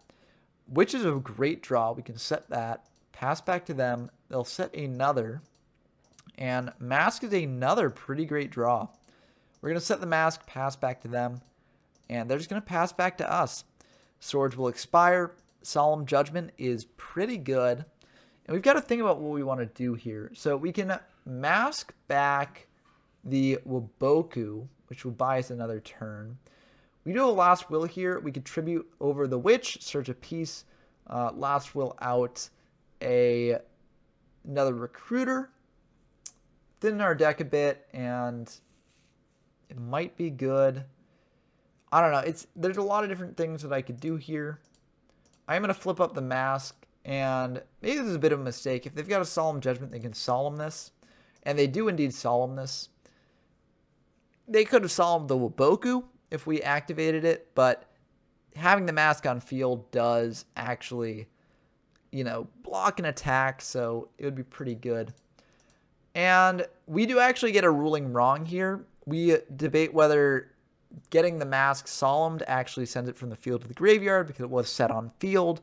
So in order for Last Will to be fulfilled, it was on field, kind of, even though negates generally, prevent monsters that are summoned from actually reaching the field. It's a real complicated mess of a ruling. We actually both think that it does because it was already on the field. This is in fact incorrect. If you have a monster set on field, you flip summon and it does get solemned or Horn of Heaven, it actually doesn't count as being sent from the field to the graveyard. So weird ruling, very unintuitive ruling, and we do get it wrong, which is kind of unfortunate. It doesn't actually end up mattering this game, so it's completely fine. We'll just get out a Sangan with the Last Will, and we will tribute set over the Sangan. Maybe this was a bit of a mistake, but I guess we're playing around Fisher a little bit. And we're just going to set a Solemn, pass back to them. They're going to flip up a Magician of Faith, and we're going to think about this. Check what they've got in grave. Fishers are perfectly fine for them to get back. So we're going to be fine with that. We don't need to Solemn that. They're going to get back Fisher, and this we may want to Solemn. We're going to think about it. We don't necessarily have to Solemn because we do have a Trap Hole set, and we do have a Solemn set as well. So I think this honestly is fine. And we're just going to let that resolve. We do lose our monsters on field, but we do get a search. So we've got 4 pieces in hand, and this could maybe be enough to win the game. They do bring out Cannon Soldier, which is kind of unfortunate. They're going to summon out Muka Muka, and we have to Trap Hole that. They're going to set 1 pass back to us. Another Solemn is pretty nice. We're just going to set that, pass back to them. They'll bring out a Lodgin, and we kind of have to Solemn Judgment that, so we're going to do it. And they'll pass back to us. Change of Heart, not the best. Maybe an argument for not having Solemned the Lodgin. We could have Change of Hearted it, set a Thunder Dragon. But it's too little too late now. We're going to set the Change of Heart, pass back to them. They're going to bring out Cannon Soldier. We've got to Solemn that. So we will go down to 600. They'll pass back to us. Dark Hole, not what we wanted here. Won't help us. We just got to hope they don't have another monster. And they do have Heavy, so they'll be able to clear the way of the board. But I think that it won't matter if they have a monster. They do not have a monster. Okay, that's very nice for us. We do draw a monster, so we'll be able to set that. We're feeling very good about this. Mask can get back the Waboku. The only thing that really punishes this if they have a Change of Heart and no monster. So, unfortunately, they do have the Change of Heart. Did they have a monster in hand at the... They did not actually have another monster in hand. So, actually, this Mask of Darkness did kind of cost us the game. I think we had to do this, though, because it was much more likely that they draw a monster than that they would have Change of Heart. Kind of iffy, but I think we had to do it. And, unfortunately, we do lose game 1. Which is why, the Last Will play didn't really matter as much. It only benefited me. I mean, I guess the order of the deck could have been more favorable if I didn't do it, but I think it's fine. I mean, either way, I could have just tributed over the Witch I had on field and Last Will that way. It would have basically been the same game state. I don't know. I think it's fine. I lost that game anyways, so doesn't matter. So that's game 1. Let's see if we can do a bit better game 2. We are going to side into the aggressive smokescreen strategy here. I hope that plays better for us than Exodia did. And this is a decent hand. We could just set the Masked Sorcerer, pass back to them. Looks like we're going to go for the 7-card fish, though, and set the swords, pass back to them. Again, I'm bluffing swords because if they heavy it, swords would have baited a heavy anyways, so I'm fine with that. They're going to bring out Sangan, Fisher away, the 7-card fish, attack in for 1,000, and we'll take that. That's fine. They're going to set 1 pass back to us, and we will Fisher the Sangan. Feels really bad, but we're just doing it because we want to get in with our Masked Sorcerer. They do have the read that we do have Masked Sorcerer, which is kind of unfortunate, but we will just bring it out, and we'll attack in for 900. I think maybe we should have summoned the Masked Sorcerer first and then Fishered, but I don't think it matters. Solemn's a pretty good draw. we could activate Sword, set Woboku, pass back to them. If they heavy this, then we do have the Woboku to protect our Mass Sorcerer. They do heavy this, so we do Woboku here. They're going to set to pass. Heavy Storm is not bad here. We can set the Magician of Faith, set the Solemn, pass back to them. Magician of Faith can let us get back these swords to stall a bit longer. They will activate swords of their own, so we will get back the swords. We already have a Fisher in hand, so we don't need that. They're going to bring out a Lodgin. That is fine by us. They're going to flip up the Witch of the Black Forest, so they will be able to clear our entire board away, which is kind of unfortunate, but swords should be able to buy us some time. Giant Soldier Stone will also buy us some time, so we're just going to set that pass back to them. If they do have like a Chain of Heart or Raigeki here, it's kind of unfortunate, but nothing we can really do about that. And they're going to take 200. Switch Witch of the Black Forest to defense, pass back to us. Lodgin is good for later, but we can't get through swords now, so we're just going to pass. And they're just going to pass back to us. Seems like they don't have a way to deal with Giant Soldier. We're just going to set the Witch, pass back to them. And they're going to attack over the Witch. That's perfectly fine by us. We are going to grab another Lodgin. And they're just going to set one pass. We draw a third Lodgin, so we've just got beaters up the wazoo. We're going to bring out a Lodgin, attack into their Witch. That is fine by them. And they're going to find a Lodgin of their own. And we're going to go for main phase 2. We could activate the Fisher here to clear their Lodgin, but honestly, we've got plenty of Lodgins of our own, so if they do want to crash, we're okay with that. They're going to set one, summon Muka Muka, which is actually only at 1800, so we're not too upset about that. And they will flip up Magician of Faith, and this is a bit of a thinker. We could Solemn this, because they'll likely get back a Sword of Revealing Light. They could get back a Fisher as well, and just try and go for a lot of damage. I don't know, it's a bit iffy. We are going to Solemn the Magician of Faith, just getting that out of here. It also means that we have an empty board to heavy next turn, so looks like they're just going to pass like that. We're going to heavy the board away. They do have Woboku, so they will be able to use the Woboku effect, but we'll at least be able to Fisher away the Muka Muka. We'll set a Mirror Force, pass back to them, and they're going to see what they've got in Grave, and then just set to pass. Sangan's a pretty good draw. We can use that to get a bit more aggressive here, but I don't think we need to get too aggressive. We can just attack into their Lodgin. I think maybe we should have attacked into their Sangan, but I guess we're just attacking into the Lodgin to clear it, setting the Sangan, passing back to them. They're going to bring out another Lodgin. That's fine by us. They'll attack into our Sangan. We will use the Sangan to search something. We will think about what we're searching, and we'll grab just another Witch. Might as well. They're going to pass back to us. We draw another Giant Soldier, which is very nice to see. We'll summon out a Lodgin and try to attack into that face down. It is a Sangan, so they'll be able to search a Magician of Faith, which could be pretty good for them later. And we'll just pass back to them, see what they do. They're going to set one, most likely the Magician of Faith, but unclear. And we draw a Reborn. We're going to see what they've got that might be good to Reborn. They do have a Muka Muka, which could be nice. But at this point, it's just an 1800 beater. We could Reborn a Mass Sorcerer and try and get in for some damage and a draw. Might be worth it. But we're just going to attack into the set with Lodgin. It is Magician of Faith. They'll get back a Fisher. So that's honestly not too bad for us. We were worried about if they'd get back like a Swords or something, I think.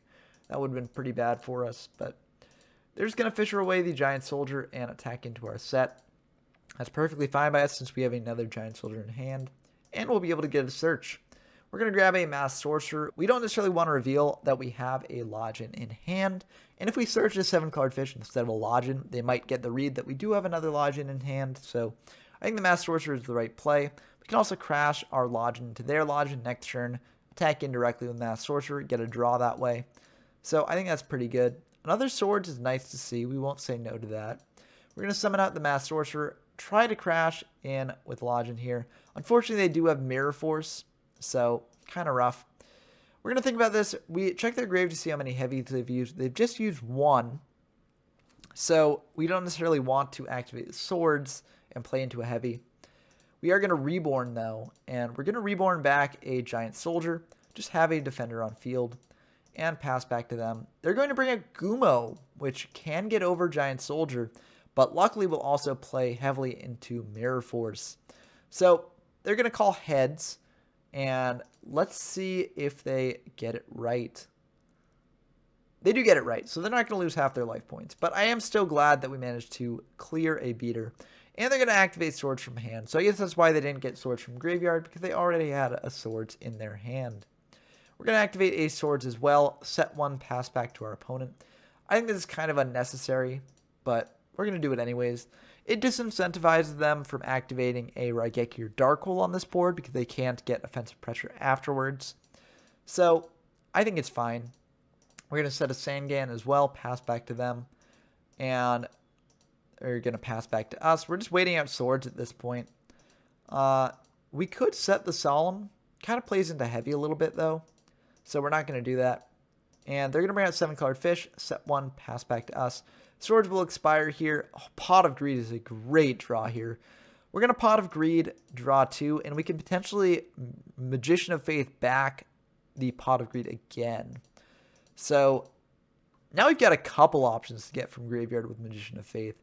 Reborn's nice, Heavy's nice, Pot's nice. There's a lot of good options here. We are going to think for a bit about what exactly we want to do here. And we are just going to flip up the Magician, targeting Reborn. This is maybe a mistake. We're going to Reborn back the Muka Muka, which is pretty big here. We know that they don't have Mirror Force, so that's not the worst. And we're going to flip up Sangan, switch Giant Soldier to attack, and just try and attack in with everything. That does get over the 7-colored fish, and we will be able to attack in for 2,600, which is pretty nice. In main phase 2, we're going to think about what exactly we want to do, and we're just going to activate swords, set a Solemn and Trap Hole. And this doesn't play the best with the Muka Muka, as now the Muka Muka is down to 1,500. But next turn it will be at 1,800. And we do have the Raigeki to clear whatever they bring out if we want to do that. And we have Trap Hole to clear it as well if they bring out Jiraigumo. They're going to Last Will here, which is kind of unfortunate here. But let's see what they bring out with the Last Will. They do have a Giant Soldier Stone, so they'll be able to bring that out. And we can't get over it with the Muka this turn, so kind of unfortunate. We can with the Fisher, though, so that's very nice. So we're going to think about this, whether we want to actually Fisher here or not. We're doing math because we could potentially just win here. The Muka Muka will be at 1,500 if we use the Fisher, plus 300, plus 1,300, plus 1,000. That should be enough to finish them off. So we are just going to go for the Fisher. They're going to Solemn, and honestly, we're okay with that because we can just use Raigeki here. We're going to activate Raigeki. They're going to try Solemn again. We will Solemn ourselves. And that will just be the end of the game. So game 2 went pretty well for us. It was a bit of a grind, but we did manage to pull it out in the end. And let's see if we can do the same in game 3. We do keep the deck the same for game 3 with the smokescreen side. And let's see how it goes. This is an okay hand, but we would have liked to see more spells and traps. Maybe we'll draw one. They do have Thunder Dragon in the opening hand, so they will be able to get 2 Thunder Dragons from deck to hand. They'll set 2 pass back to us. Dark Hole's okay for later, but we don't really need it now. We're just going to set a Giant Soldier, set a Solemn, pass back to them. And they are going to tribute over the Sangan for a Thunder Dragon, which is perfectly fine by us. They do get a search off of this, so they're going to search a Witch. And that'll be good for later, but it's not quite good now. They can't get over the Giant Soldier here, so they will just take 400. We'll bring out a Lodgin, try and hit over the Thunder Dragon. And that will connect. So they'll take 200 there. We'll pass back to them. Bring out a Witch of the Black Forest, and they will Raigeki our board. And maybe we should have Solemned this, as it is a pretty big swing, but I don't know. I think it's worth just keeping the Solemn for later. They're going to attack in with the Witch, and Swords is nice. That can buy us some time, but a set Witch can also buy us some time. So we're going to set the Witch. They'll bring out a Lodgin, and that's perfectly fine. They will be able to attack over the Witch here. We'll be able to get a 7-colored fish to hand, and they'll attack with the Witch. Dealing 1100, that is perfectly fine. We can Dark Hole the board next turn if we really want to. We can Pot of Greed here, though, to see if we have even more options. Magician of Faiths are very nice to see more of them. We can now use Dark Hole a bit more aggressively here because we can always get it back with Magician of Faith. So we are going to Dark Hole the board away. They're going to think about what exactly they want to get, and they are going to get a Masked Sorcerer, which means they probably have some way to deal with whatever we bring out. And it looks like they're going to Trap Hole that. We are going to activate Swords of Within Light here. We do have the Solemn to back it up. Maybe we should have set just all our traps and spells, because if they Heavy Storm this and then have another Heavy Storm after, that would be pretty bad. But, I mean, we're just going to set the one. If they do try a Heavy Storm, we're just going to hope that they don't have another Heavy Storm. And it looks like they don't, but they do have Card Destruction, which is really, really brutal, because this is a super good hand. Very unfortunate. They do discard 5, and they'll be able to draw 5 off of that. We'll be able to draw 4. We do draw some pretty good ones. We draw another Magician of Faith, so that can enable us to get back at least one of our power spells. And Reborn and Raigeki are 2 great power spells to draw, so we would have liked that Mirror Force, though. Very unfortunate we lost that. They're just going to set one and pass back to us, though. We draw a Masked Sorcerer, which is pretty nice. We could get super aggressive here, just summoning Masked Sorcerer, Raigeking their board away. But it looks like we're just going to summon out the Cannon Soldier. Try and attack into whatever their set is. It is a Giant Soldier, so we won't be able to get through that. And we'll just pass back to them. They're going to pass back to us, and we draw another Masked Sorcerer, which is very nice. We're going to think about this for a bit. We could just go super aggressive here with the Raigeki on the Giant Soldier, attacking in with Cannon Soldier and Masked Sorcerer.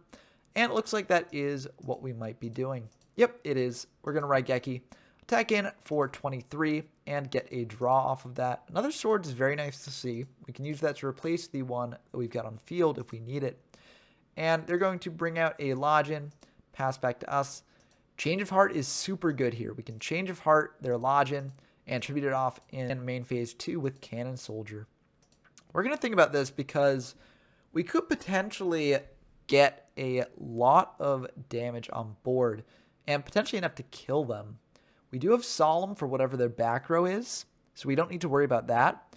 On board right now we have 4,100, and actually this is just enough to kill them with the Cannon Soldier effect main phase 2. So actually we don't need to commit more, so we won't. We're just going to attack in with everything, and it looks like it will all connect, and so that will be the end of the game. But wow, those were some good ones. And, you know, again, we lost game 1, which does happen with Exodia occasionally. But even if we lost game 1, the deck was good enough after sideboarding to win games 2 and 3. So far, Swiss has been very, very good. We've had a lot of very good duels, and we currently only lost 1 game. So let's see if we manage to win the final game of Swiss as well. Okay, our last game of Swiss is against Aretos, who is a very good duelist in the format. We featured them on the channel before, and so this will be a bit of a challenge to win, but let's see if we can do it. We're going to win the rock, paper, scissors, which is very nice, and we are going to go first here. This is a really good opener. Wow, this is a really good opener. We're going to discard Thunder Dragon, get 2 Thunder Dragons from deck to hand, and then we're just going to set a Sengen, set a Waboku, pass. This is really, really nice. They're going to bring out Muka Muka, but honestly that's okay by us. And they're going to attack into the Sangan. We'll just get a Head of Exodia right to hand. And main phase 2, they're just going to set one and pass. We're feeling very good about this. Oh, Fisher is great as well. We can Fisher away their Muka Muka. Set the Giant Soldier. That should be good enough to deal with whatever other monsters they bring out. And they're just going to pass back to us. So we're feeling really good about this. Trap Hole's nice. We could flip up the Giant Soldier and attack in here, but that isn't really necessary. And if they've got like a Trap Hole or a Mirror Force, then we lose the Giant Soldier. So I don't really feel the need to. And they're going to Reborn back the Muka Muka. Kind of unfortunate because we can't Trap Hole that. And they will attack into our set. So they'll be able to clear the Giant Soldier. Very unfortunate, but we can set a Mask of Darkness and pass back to them. We do have the Woboku to use, so if they attack into our Mask of Darkness, we can Woboku, get the Woboku back. So that's feeling pretty good. And they are going to Change of Heart, which is very unfortunate. They don't have any traps in grave, though, so they won't be able to get its effect. But they can prevent us from getting the effect, which is very annoying. And they will be able to get in a fair amount of damage here as well. So we might want to Woboku this, actually. And we do Woboku this. So they're going to set one, pass back to us. Another Sangan is very nice to see. So we're going to think about this for a bit. We are going to Last Will, though, and actually tribute over our Mask of Darkness to set a Thunder Dragon. We'll get a Witch out and just set another Woboku, pass back to them. And let's see what they do now. They're going to bring out a Masked Sorcerer. That's perfectly fine by us. Set 1, 2, and then activate Card Destruction. Oh, this game got a lot harder all of a sudden because we will lose that Exodia piece, which is really unfortunate. It makes the other Exodia pieces in our deck basically dead cards if we draw them. And wow, this is a really brutal play for us. And it's an argument to maybe include Card Destruction in the main deck because it's just so good against Exodia decks. And talking to Aratos, afterwards, they said that Card Destruction actually came in clutch for them a variety of times in the tournament, not just against Exodia decks. So it can be a very good card outside of this matchup as well. And if you use it right in the matchup, it can just be an instant kill. So this is really bad. We drew 2 of the pieces as well, which we really don't want to see. So we essentially have 2 useless monsters in hand. But, oh, this is really rough. We need to get something good here. And they're going to Magician of Faith back a card as well, so they'll be able to get back Change of Heart. Oh, really unfortunate. They're just going to pass, though. I guess they've only got 2 monsters in hand, so the Muka Muka isn't that big. So we can use that to our advantage, I guess. We're going to flip up Thunder Dragon. That will get Trap Hold. Switch the Witch to attack. And we're going to think about this because we could Raigeki away their board. I don't think we need to now, though, but I guess we do. I think we should have just actually attacked in with the Witch to get over the Muka Muka. Actually, we couldn't get over the Muka Muka because it was at 1200. So never mind. I think we did. I think Raigeki here is the right choice. And we're just going to attack in with the Witch. Deal 11. Set a piece of Exodia because it's not doing us any good in our hand. And we'll pass back to them. They're going to Dark Hole the board away, so we will get a search with Witch, but there isn't really anything good to search with it. We can get a Witch ourselves, but it's not the best. They're going to bring out a Sangan, attack in here. We didn't really want to Trap Hole with Sangan because we've got better Trap Hole targets, and we can also attack over it with the Witch. They're just going to set one, pass back to us. Mask of Darkness is pretty decent, but we're just going to set a Witch, pass back to them. If they attack into it with Sangan, we can dodge around Trap Hole. And we'll have to see what they do. They're just going to set another pass back to us. And we could just flip up the Witch, try and get in. And it looks like that's what we're going to do. We're going to flip up the Witch, attack in to the Sangan, deal 100. They'll be able to search out a Witch of their own. And main phase 2, we're just going to pass. We could set the Giant Soldier because they have used up a Dark Hole already. So they'd have to use up Raigeki to entirely board clear if they wanted to. But I don't really think it's necessary. I think maybe we could have also set the right leg as well, just as a bluff. We are going to Trap Hole the Witch because we do have another Trap Hole in hand. And this way we get to keep the offensive pressure going. They're going to Swords, which we don't really have an out to. So we're going to switch the Witch to defense, set the Exodia piece now, and pass back to them. I think we should have set the Trap Hole here. It's really unlikely that they're going to heavy, but I don't know why we didn't. They are going to activate Change of Heart on our Exodia piece, which is part of why we set it, because we're trying to bait out that Change of Heart that we know that they have. And it's just a leg, so they can't do anything with it. So this baiting was successful. They will be able to tribute it off with the Cannon Soldier, which is kind of unfortunate. And this is a reason why we should have set the Trap Hole, and not setting the Trap Hole really came back to bite us here, because we don't really have a good way to get over that Cannon Soldier. We can set the Magician of Faith to get back a spell from Grave, but I really wish we had set that Trap Hole.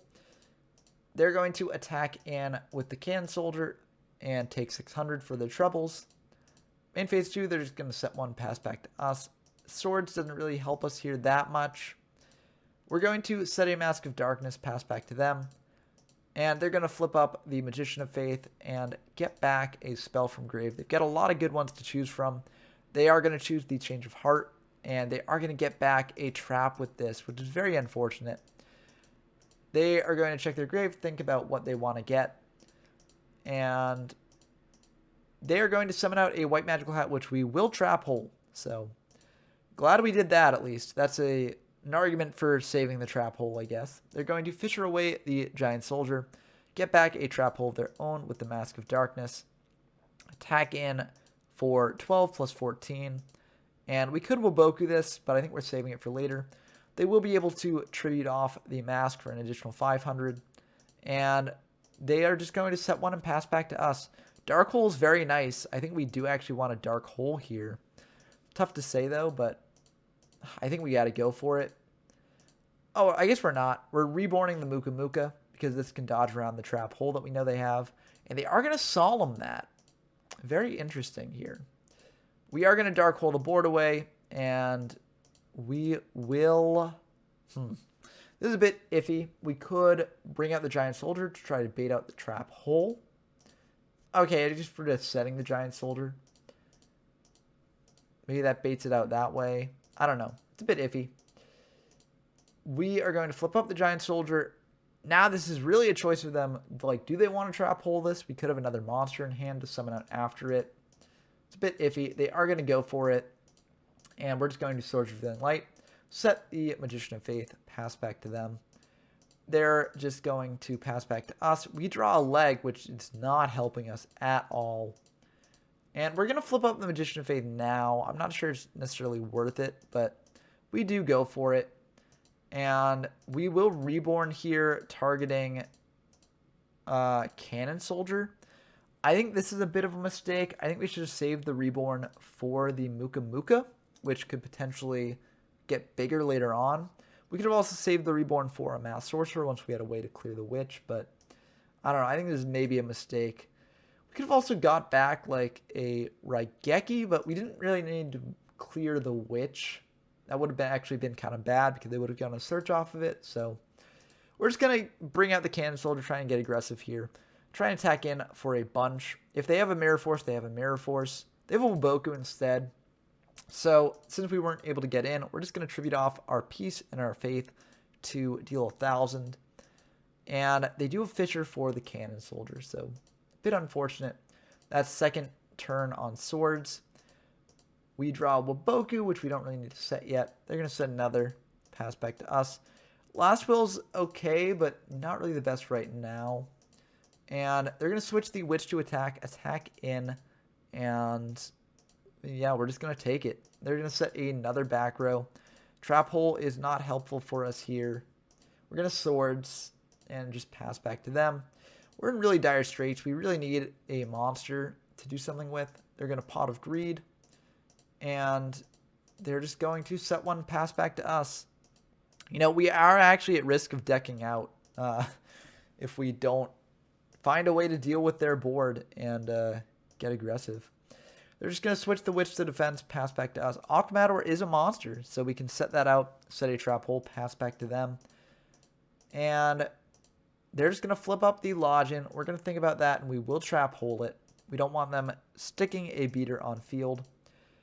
Magician of Faith is nice. It can let us get back a Reborn, which is pretty good. We will set the Magician of Faith and pass back to them. No reason to flip up the Aquamador now because we can't get over either of their monsters. They're going to think about what they want to do exactly here. They're going to set 1, pass back to us. Mirror Force is pretty decent for later. We are going to flip up the Magician of Faith, and maybe this is a bit of a misplay because it does play into Solemn a little bit. But honestly, they don't even have to attack at all. We're just losing on deck size alone. So I think we do have to do this to get aggressive. We're going to target the Raigeki. Maybe this is a bit of a mistake. Maybe we should have gotten the Reborn instead. But we are going to go for the Raigeki here. And they're going to get a cannon, or not a cannon soldier, a Lodgin. We're going to flip up the Aquamador and try and attack in for 15 here. They could have Mirror Force, and they do have Mirror Force. And we are going to let that go through. Maybe we should have tried to solemn it, but they likely would have had a solemn of their own. So it's better to save the solemn, I think. We are going to activate Last Will and bring out a piece of Exodia, which means that we are likely out of targets, unfortunately, which means that this most likely is the end of the game. There are some very niche scenarios where we can win here. They're going to bring out Lodgin. We are going to Waboku this, and they do Fisher away our last piece. A niche scenario where we could potentially win would be if we drew Change of Hearted their Lodgin or something, attacked in for 2k. Maybe had some way to deal that last remaining 100, but I think this is just the end of the game. We do draw Change of Heart, and we will just use it because why not? But I think we don't have a way to deal with this. And they will activate Waboku, and they reveal that they had counter traps for us anyways, so if we actually had another Solemn here, this could actually have been the end of the game. Oh, no, they had another Solemn, so didn't matter. That will be the end of the game. So, kind of rough game one. A well-activated card destruction can just really give this deck a tough time, and you saw that there. I think maybe we could have played after the card destruction a little bit better. Maybe that would have given us still a fighting chance. But, you know, once that happened, it was pretty much over. So that's going to be the end of the game one. And game two, we are siding out of Exodia for sure. If they're main decking card destruction, they're definitely keeping that in for games 2 and potentially 3. So we're just going to go with the aggro strategy here. Hopefully we can win a game off that. We're going to set the Lodgin, set a trap hole, pass back to them. If they bring out a monster that can beat over the Lodgin, we've got the trap hole. If they don't, you know, we can dodge around trap hole potentially. We are going to flip up the Lodgin, and that's fine by them. And we're just going to attack into their set. It is a giant soldier. So we're just going to set a Waboku, pass back to them. If they do have heavy, that's kind of rough, but we do have the Waboku for it. They do have heavy, so we will Waboku here. And they're going to think about what they want to do now. They're just going to set another pass back to us. Giant Soldier Stone is a decent draw for later. We're going to Change of Heart, figuring that this might be a Magician of Faith, trying to get back the Heavy Storm. It's not, it's just a Sangan, but we can still use this. We'll Fisher away the Giant Soldier of Stone and attack in for 28. I think maybe we could have gone a bit more aggressive here, brought out a Lodgin, and tried to attack in for a lot more. But I guess we didn't really feel the need to do this. We're just going to set a Mirror Force, pass back to them. They're going to bring a Lodgin of their own, try attacking into our Lodgin, and we are going to Mirror Force this. They're going to think about it. They do have Solemn for this, so they'll drop down to 2,600, and they will be able to get in for 1,000 here. They're going to activate Swords, pass back to us. Cannon Soldier's pretty good. We're going to set a Giant Soldier, pass back to them. And if they attack into this, we could potentially put them in Cannon Soldier range. They're going to Reborn back a Lodgin, attack into our set. It is Cannon Soldier. So if we do manage to amass 5... no, it is Giant Soldier, not Cannon Soldier. But if we do manage to amass 5 monsters on field, we could potentially win through Cannon Soldier's effect. So that might be something we want to build up to. Looks like we're not going to do that, though, because they can just attack in to our monsters that we bring out with Lodgin and clear them that way. So no reason to do that yet. Swords is good for later, but right now we've got them pretty much where we want them. They can't get over the Giant Soldier, so we're feeling good about that.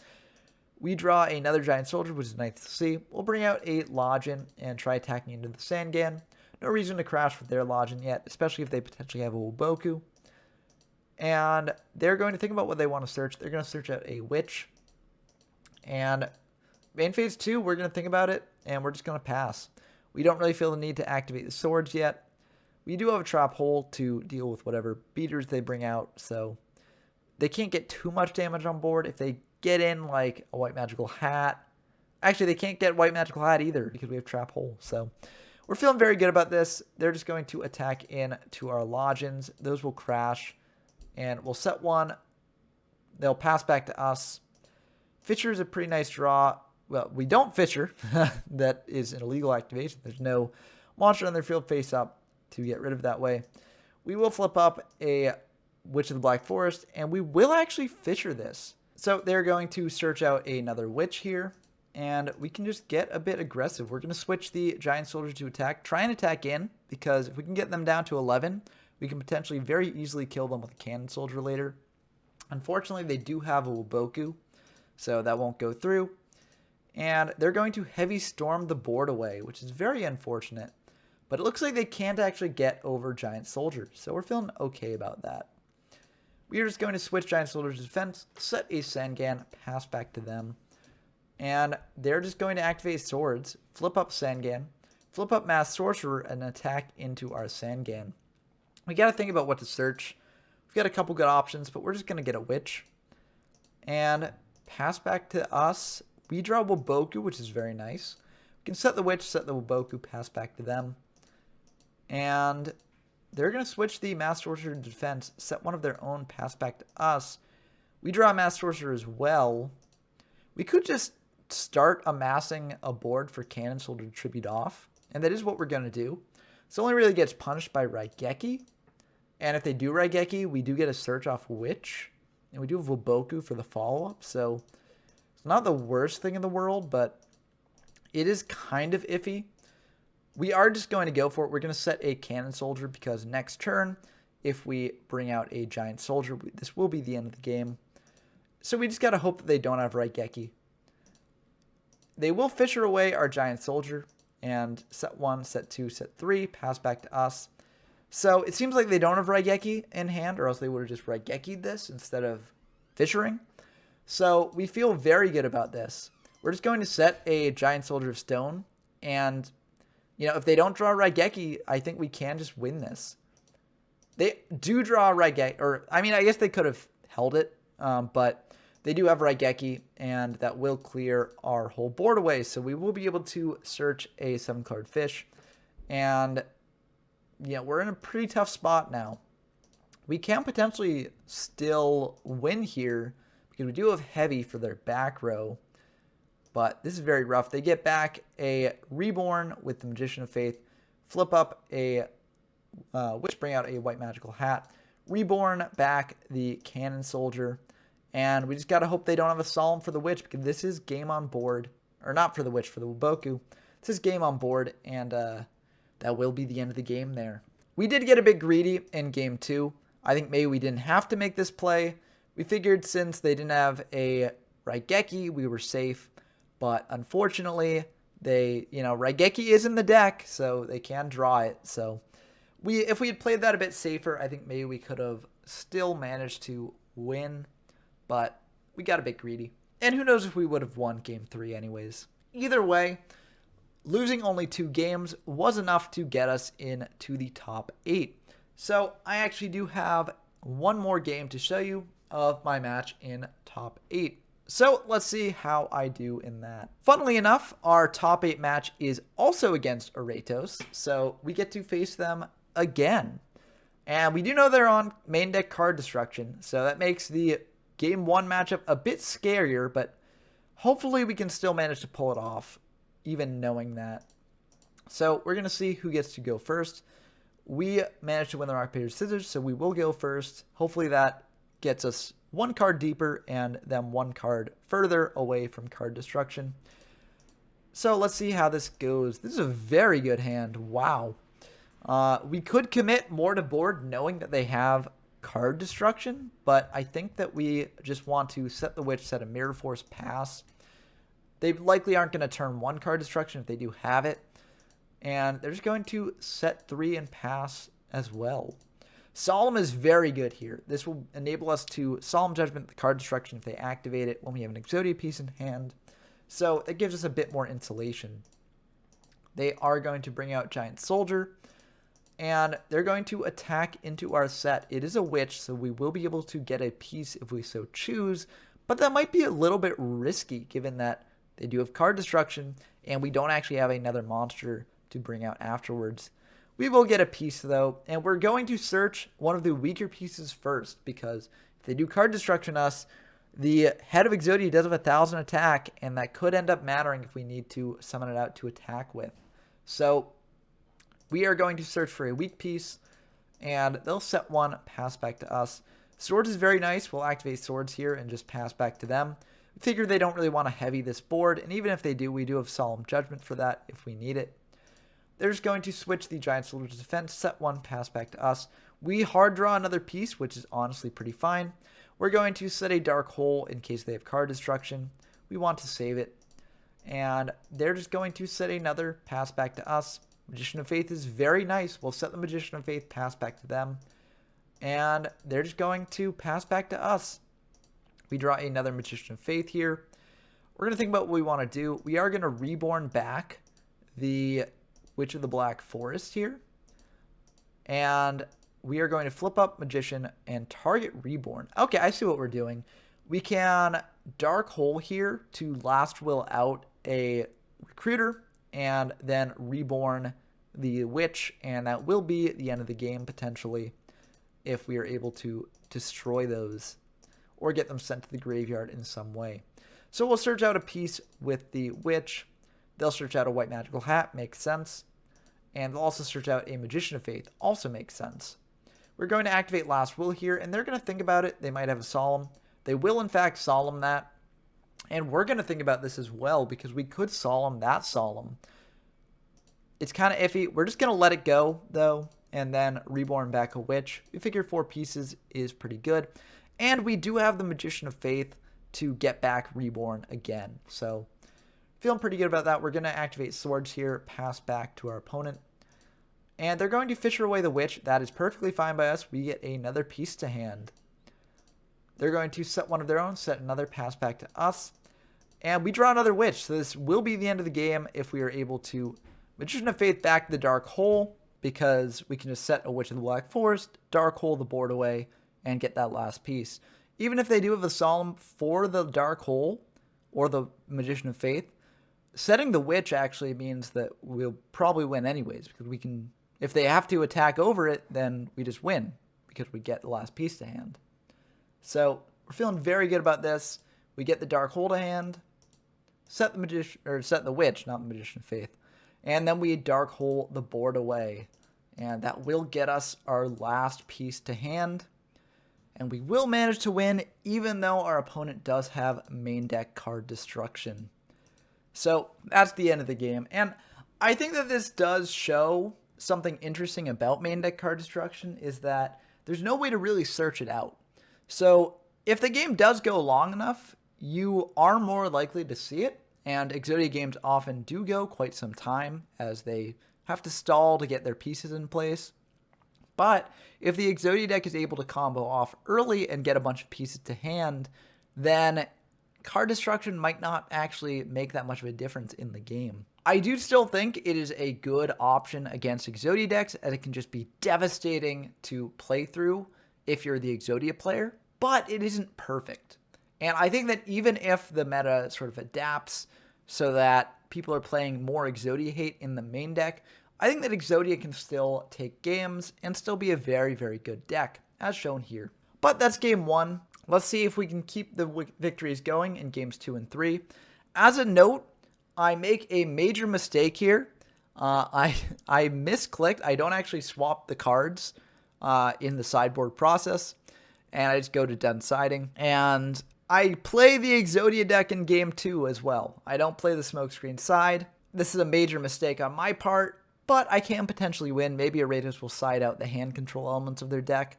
Who knows? Let's hope, but it's a very unfortunate mistake to make. So we will be going second, because we did manage to win the first game. And they're just going to set 2 pass. This is a pretty good opener for the Exodia deck, all things considered. We already have 2 pieces in hand, so we're going to draw 2, get a Soldier of Stone and a Solemn, and a Trap Hole. I guess we're just going all in. If they heavy, that's kind of unfortunate, though. They're going to flip up a Giant Soldier of Stone of their own and just attack into our set. It is a Giant Soldier, so they're going to take 700. They're going to set 1, pass back to us. Mirror Force is also a pretty great draw. We're just going to Fisher away that Giant Soldier, switch our Giant Soldier to attack and attack in. We want to make it seem like we're on a bit more of an aggressive deck, and we do have the Trap Hole to protect the Giant Soldier if they bring out a monster that can beat over it. So we're just going to do this, and we're going to set another, pass back to them. They're going to bring out White Magical Hat. We're definitely Trap Holding that. And they're going to Fisher away our Giant Soldier. Reborn the White Magical Hat. And this is rough. I think we might have to Mirror Force this. We do Mirror Force it. And, you know, they pass back to us. We're in kind of dire straits. We're going to set a Waboku, pass back to them. And it looks like they don't really have a monster, so we're feeling good about that. We're going to discard the Thunder Dragons and get 2 Thunder Dragons to hand. And maybe this will reveal that we're on Exodia. Unclear. Thunder Dragon's just a good card in general at thinning down the deck, so there's no confirmation for our opponent yet. They're going to bring out Mass Sorcerer and attack in, and we will just take it. We could have Waboku'd that to prevent them from getting a draw, but given that we are on Exodia, we want to save the Waboku for a time when it will matter more. They're just going to set 1 pass back to us. We draw Witch, so that's very good. We'll bring out Witch. They'll think about this, and they are going to trap hole it, so we will get a search, and we're going to think about this ourselves, and we will reveal that we are on the Exodia pieces. Maybe we should have just set the Witch, because we didn't really have to play in a trap hole, and if they had it, it would reveal Exodia anyways. But we chose just to summon it out to hopefully clear the Mass Sorcerer. Unfortunately, it didn't quite work out for us. We're going to activate Swords, they're going to activate Swords, and we'll just pass back and forth. Magician of Faith is a very good draw. We're just going to set that now. They are going to look at our graveyard, see what we've got. They're going to set one of their own, and we draw a 4th piece of Exodia. That is insane. All we need to do is get that last piece to hand somehow, and we just win. So actually, while we did make a mistake in the siding, it seems like it's working out for us. So we're feeling very good about this. We're just going to pass back to our opponent. There's no real... I mean, we could flip up the Magician of Faith for the Pot of Greed, potentially, but there's no real reason to do that. And, you know, we're just going to pass back, and they're going to pass back too. So that's a Swords gone. We could, you know, leave the Magician of Faith set, because that way it can't be solemned. But I think it's much better if we flip up Magician of Faith. If they solemn, they solemn. It's kind of unfortunate, but nothing we can really do. I think we do just want to try and get aggressive to get pieces to hand. So we're going to flip up the Magician of Faith.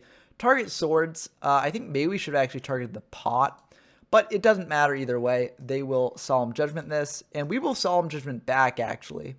They will 7 tools that, so we will, in fact, not get back the swords, which is very, very rough. We do have Waboku, though, so that can buy us some time, but very unfortunate here. They're going to bring out a Giant Soldier of Stone, switch the Mass Sorcerer to attack, try and attack in, and we will use a Waboku at the start of the battle phase. We do it at the start of the battle phase because if they negate this, then we don't want it to be after the attack's been declared, because you only have 1 chain after the attack declaration. So we won't be able to activate our other Waboku. So we're just going to activate that. Last Will is a decent draw, I guess. We really need a monster on field to actually take advantage of that. But if we do get one and are able to Last Will a monster onto the field, like a Sangan or a Witch, then we will actually likely win the game. We're going to set the Last Will as a bluff. They're going to bring out a Witch. And at the start of the battle phase, again, we are going to activate Waboku. Maybe we should have saved the Waboku for when you're actually going to lose, but I mean, 3,300 is a lot of damage to take here. So we just got to go for it. Unfortunately, we draw another Last Will, so very rough. We just got to hope they don't have another monster here. They are going to attack in for 3,300, and let's see. Do they have something to kill us here? Like a Cannon Soldier would definitely kill us. And unfortunately, they do have the Cannon Soldier. So that will be the end of the game.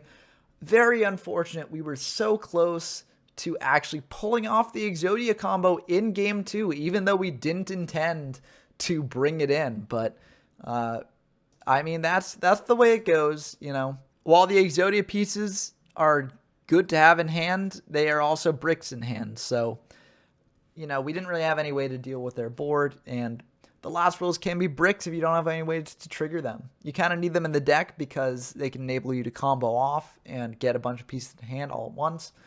But they can be bricks. Something to keep in mind. But Game 3, we are going to change things up. We are going to bring in the more aggressive Smokescreen side deck. and hope that we can win that way. We could actually keep it on Exodia because, maybe they side out the card destruction, figuring that we're off Exodia. But just in case, we gotta side it out. We did see that they were on White Magical Hat game 2 anyways, so they still have some hand control cards. So it's better just to do it this way.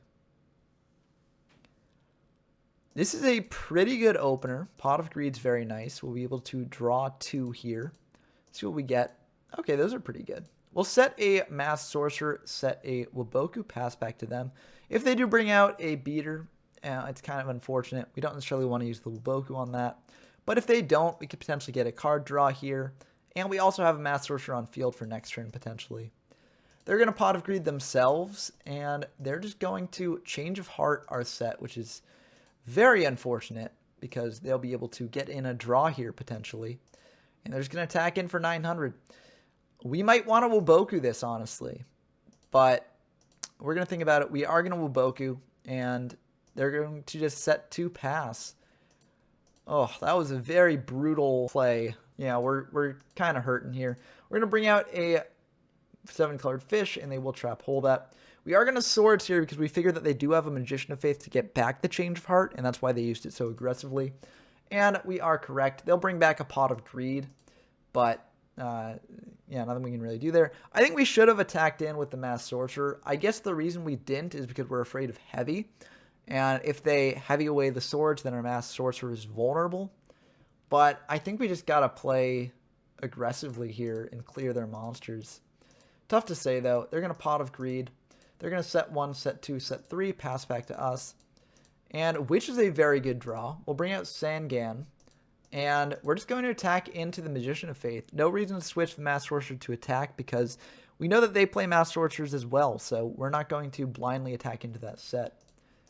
And we're just going to set the Solemn, pass back to them. They're going to pass back to us.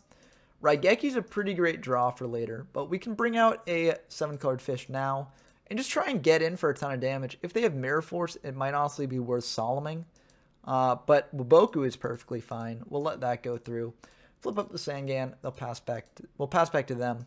They're going to heavy here, and we could Solemn this, but we'll just let it go. They're going to bring out a Giant Soldier and switch the Sangan to attack. So it looks like they are going to try and fisher away our 7-colored fish. And, oh, we have to use Sangan first. I forgot to get the Sangan search. I do that occasionally. But they're going to attack in with the Sangan there. And they will fisher away the 7-colored fish. Set 1, pass back to us. We draw a Heavy Storm of our own. We could use it now, but we don't really feel a need to. We'll just set a Masked Sorcerer, pass back to them, and hope that they attack in. They are going to Reborn our 7-colored fish, so they will be able to get over the Masked Sorcerer. Kind of unfortunate, but they are going to play around Mirror Force a little bit here, so they'll only get in for 1,000. Maybe we play this a bit too conservatively. Maybe we should have Raigeki'd their board, summoned out Masked Sorcerer to get in a draw, but I think this is fine. Change of Heart's pretty good for later. We're going to bring out Witch, and I think now is the time when we want to Raigeki. So we'll Raigeki their board away. They will get a search off of this with the Sangan, but that's honestly fine by us. We'll attack in with the Witch, dealing 1,100 and passing back to them. They're going to think about this for a bit and summon out a Witch of their own. And we're going to think about this for a bit. We can't actually do anything, but we want to bluff that we maybe have like a Solemn or something. And we're going to let that go through. And they're going to attack into our Witch here. They'll crash. We'll be able to get a card to from deck to hand. We're going to get a Lodgin, and unclear what they're going to get, but we'll find out. They're going to get another Witch. Okay. So it looks like they're keeping up the recruiter chain going. And they're just going to pass back to us. We draw another Lodgin, so maybe we're getting a little bit punished for getting the first Lodgin. But we're going to bring out the Lodgin and just try and get in for damage. So we'll pass back to them. They're going to bring out a Witch, and that's going to be fine by us. They will fisher away the Lodgin. That's perfectly fine. They're going to attack in with the Witch to deal 11. They'll set another pass back to us, and that's what we've been waiting for. We're going to heavy away their board. They do have a Waboku, but honestly, that's fine. We're going to think about what we want to do here exactly, and we're just going to bring out the Lodgin, set a Waboku, and pass. If they've got another Fisher for the Lodgin, and that's fine, but they've used up 2 already, so it's not the most likely thing in the world. But at least we'll have gotten them to use up all their fishers if that's the case. They do have the 3rd fisher, so unfortunately they will be able to clear the lodging, but we'll be able to get in here with the cannon soldier, which is somewhat nice. Magician of Faith of our own is very nice to see. We could just set that, and it looks like we are. And they're going to bring out a lodging, and that's fine by us. They're going to set another, and card destruction. Oof, that's a brutal card destruction here. We wanted that Change of Heart Cannon Soldier combo to be able to go off, but that really hurts. I mean, we'll be able to get back a spell from Grave with the Magician, so that's pretty nice. But overall, this is just brutal. I think we got to get back Raigeki, and we do get back Raigeki. So we'll be able to clear their board away, but man, we really wanted that hand. That was a really good hand. And we're just going to summon out the Witch, and we will just Raigeki this board away. They will get a search off this, unfortunately. They're going to search out a Sangan, which is fine by us because we'll be able to get over that. And we'll attack in for 1100. They are going to summon out Lodgin, and that's fine. We get a search off of this, so we can search out a beater of our own. So we're going to find a 7-colored fish, and we can potentially use this with the Woboku that we have to crash into their Lodgin. Trap Hole is pretty nice for later if we do manage to successfully pull off the Woboku 7-colored fish play. But honestly, we can just bring out... okay, they've got Trap Hole anyways. I was going to say, honestly, we could just bring out the 7-colored fish and sit on it, since we know that they don't have a fisher left. But, this is fine. They're going to bring out a Sangan, and that will be fine by us. It's a bit risky if they have a counter trap here. But we are going to activate Woboku, and they're going to think about it. And that will be the end of the game. They do have the Solemn for that. Maybe we should have set the additional Woboku, or maybe we should have trap hold the Sangan in case they had Solemn. But, I mean, they had Lodgin, we didn't really have a way to clear it, so it would have kind of been a stopgap measure. And, yeah, I think the main thing we should have done is we should have trap hold the Sangan, but they could have searched out a Cannon Soldier, and the Woboku would have gotten negated. I don't know, I think that they were probably winning this game either way. But that will be the end of the game. And that was a very good game. So I'm perfectly happy to have that be the game that knocked me out of the tournament. Also, as a note, Aretos went on to win the tournament. So if you're going to lose some games, might as well lose to the champ. But I hope you enjoyed seeing all these games and seeing the Exodia deck in action. I know that I've featured the Exodia deck on my channel before, but I wanted to play the Exodia deck because I wanted to see how the meta would react to Exodia winning. And I thought the best way to do that would be to play Exodia myself. See if people were main decking card destructions like Aretos did, or if people were playing more Robin Goblins or White Magical Hats. And I think that while I did see a bit more targeted Exodia hate in the games that I played, overall, the Exodia deck is still very, very good. I don't think that I was the only Exodia player to make it into the top 8, although at the time of recording, the full breakdown of the tournament hasn't been released on the Format Library website, so it's unclear. When that breakdown is released, I will do a video on it, just going through what I think it means for the meta as a whole. But I think that no matter how the meta turns, Exodia is still going to be a powerful deck, and a deck that you should watch out for. Even if you have targeted Exodia hate in your main deck, it can still pull off wins. So it's a very, very scary deck in the format. Definitely not tier 0, but definitely tier 1. I know this video was a lot longer than these normally are, but I didn't want to split up sort of this tournament run. I wanted to just feature it all at once. And if you made it this far, congratulations for making it to the very end. Thank you for sticking with me this far. And also I want to thank both all my opponents for being awesome duelists and just playing some great games with me. And also I want to thank the people at Format Library for organizing the tournament and making it run as smoothly as it did. There were some hiccups over the course of it, but they handled it very well and made it a very, very fun event to participate in. I hope that despite this video's length, you all enjoyed it. And until next time, I've been Ben from YGO from Zero, and I'm signing off.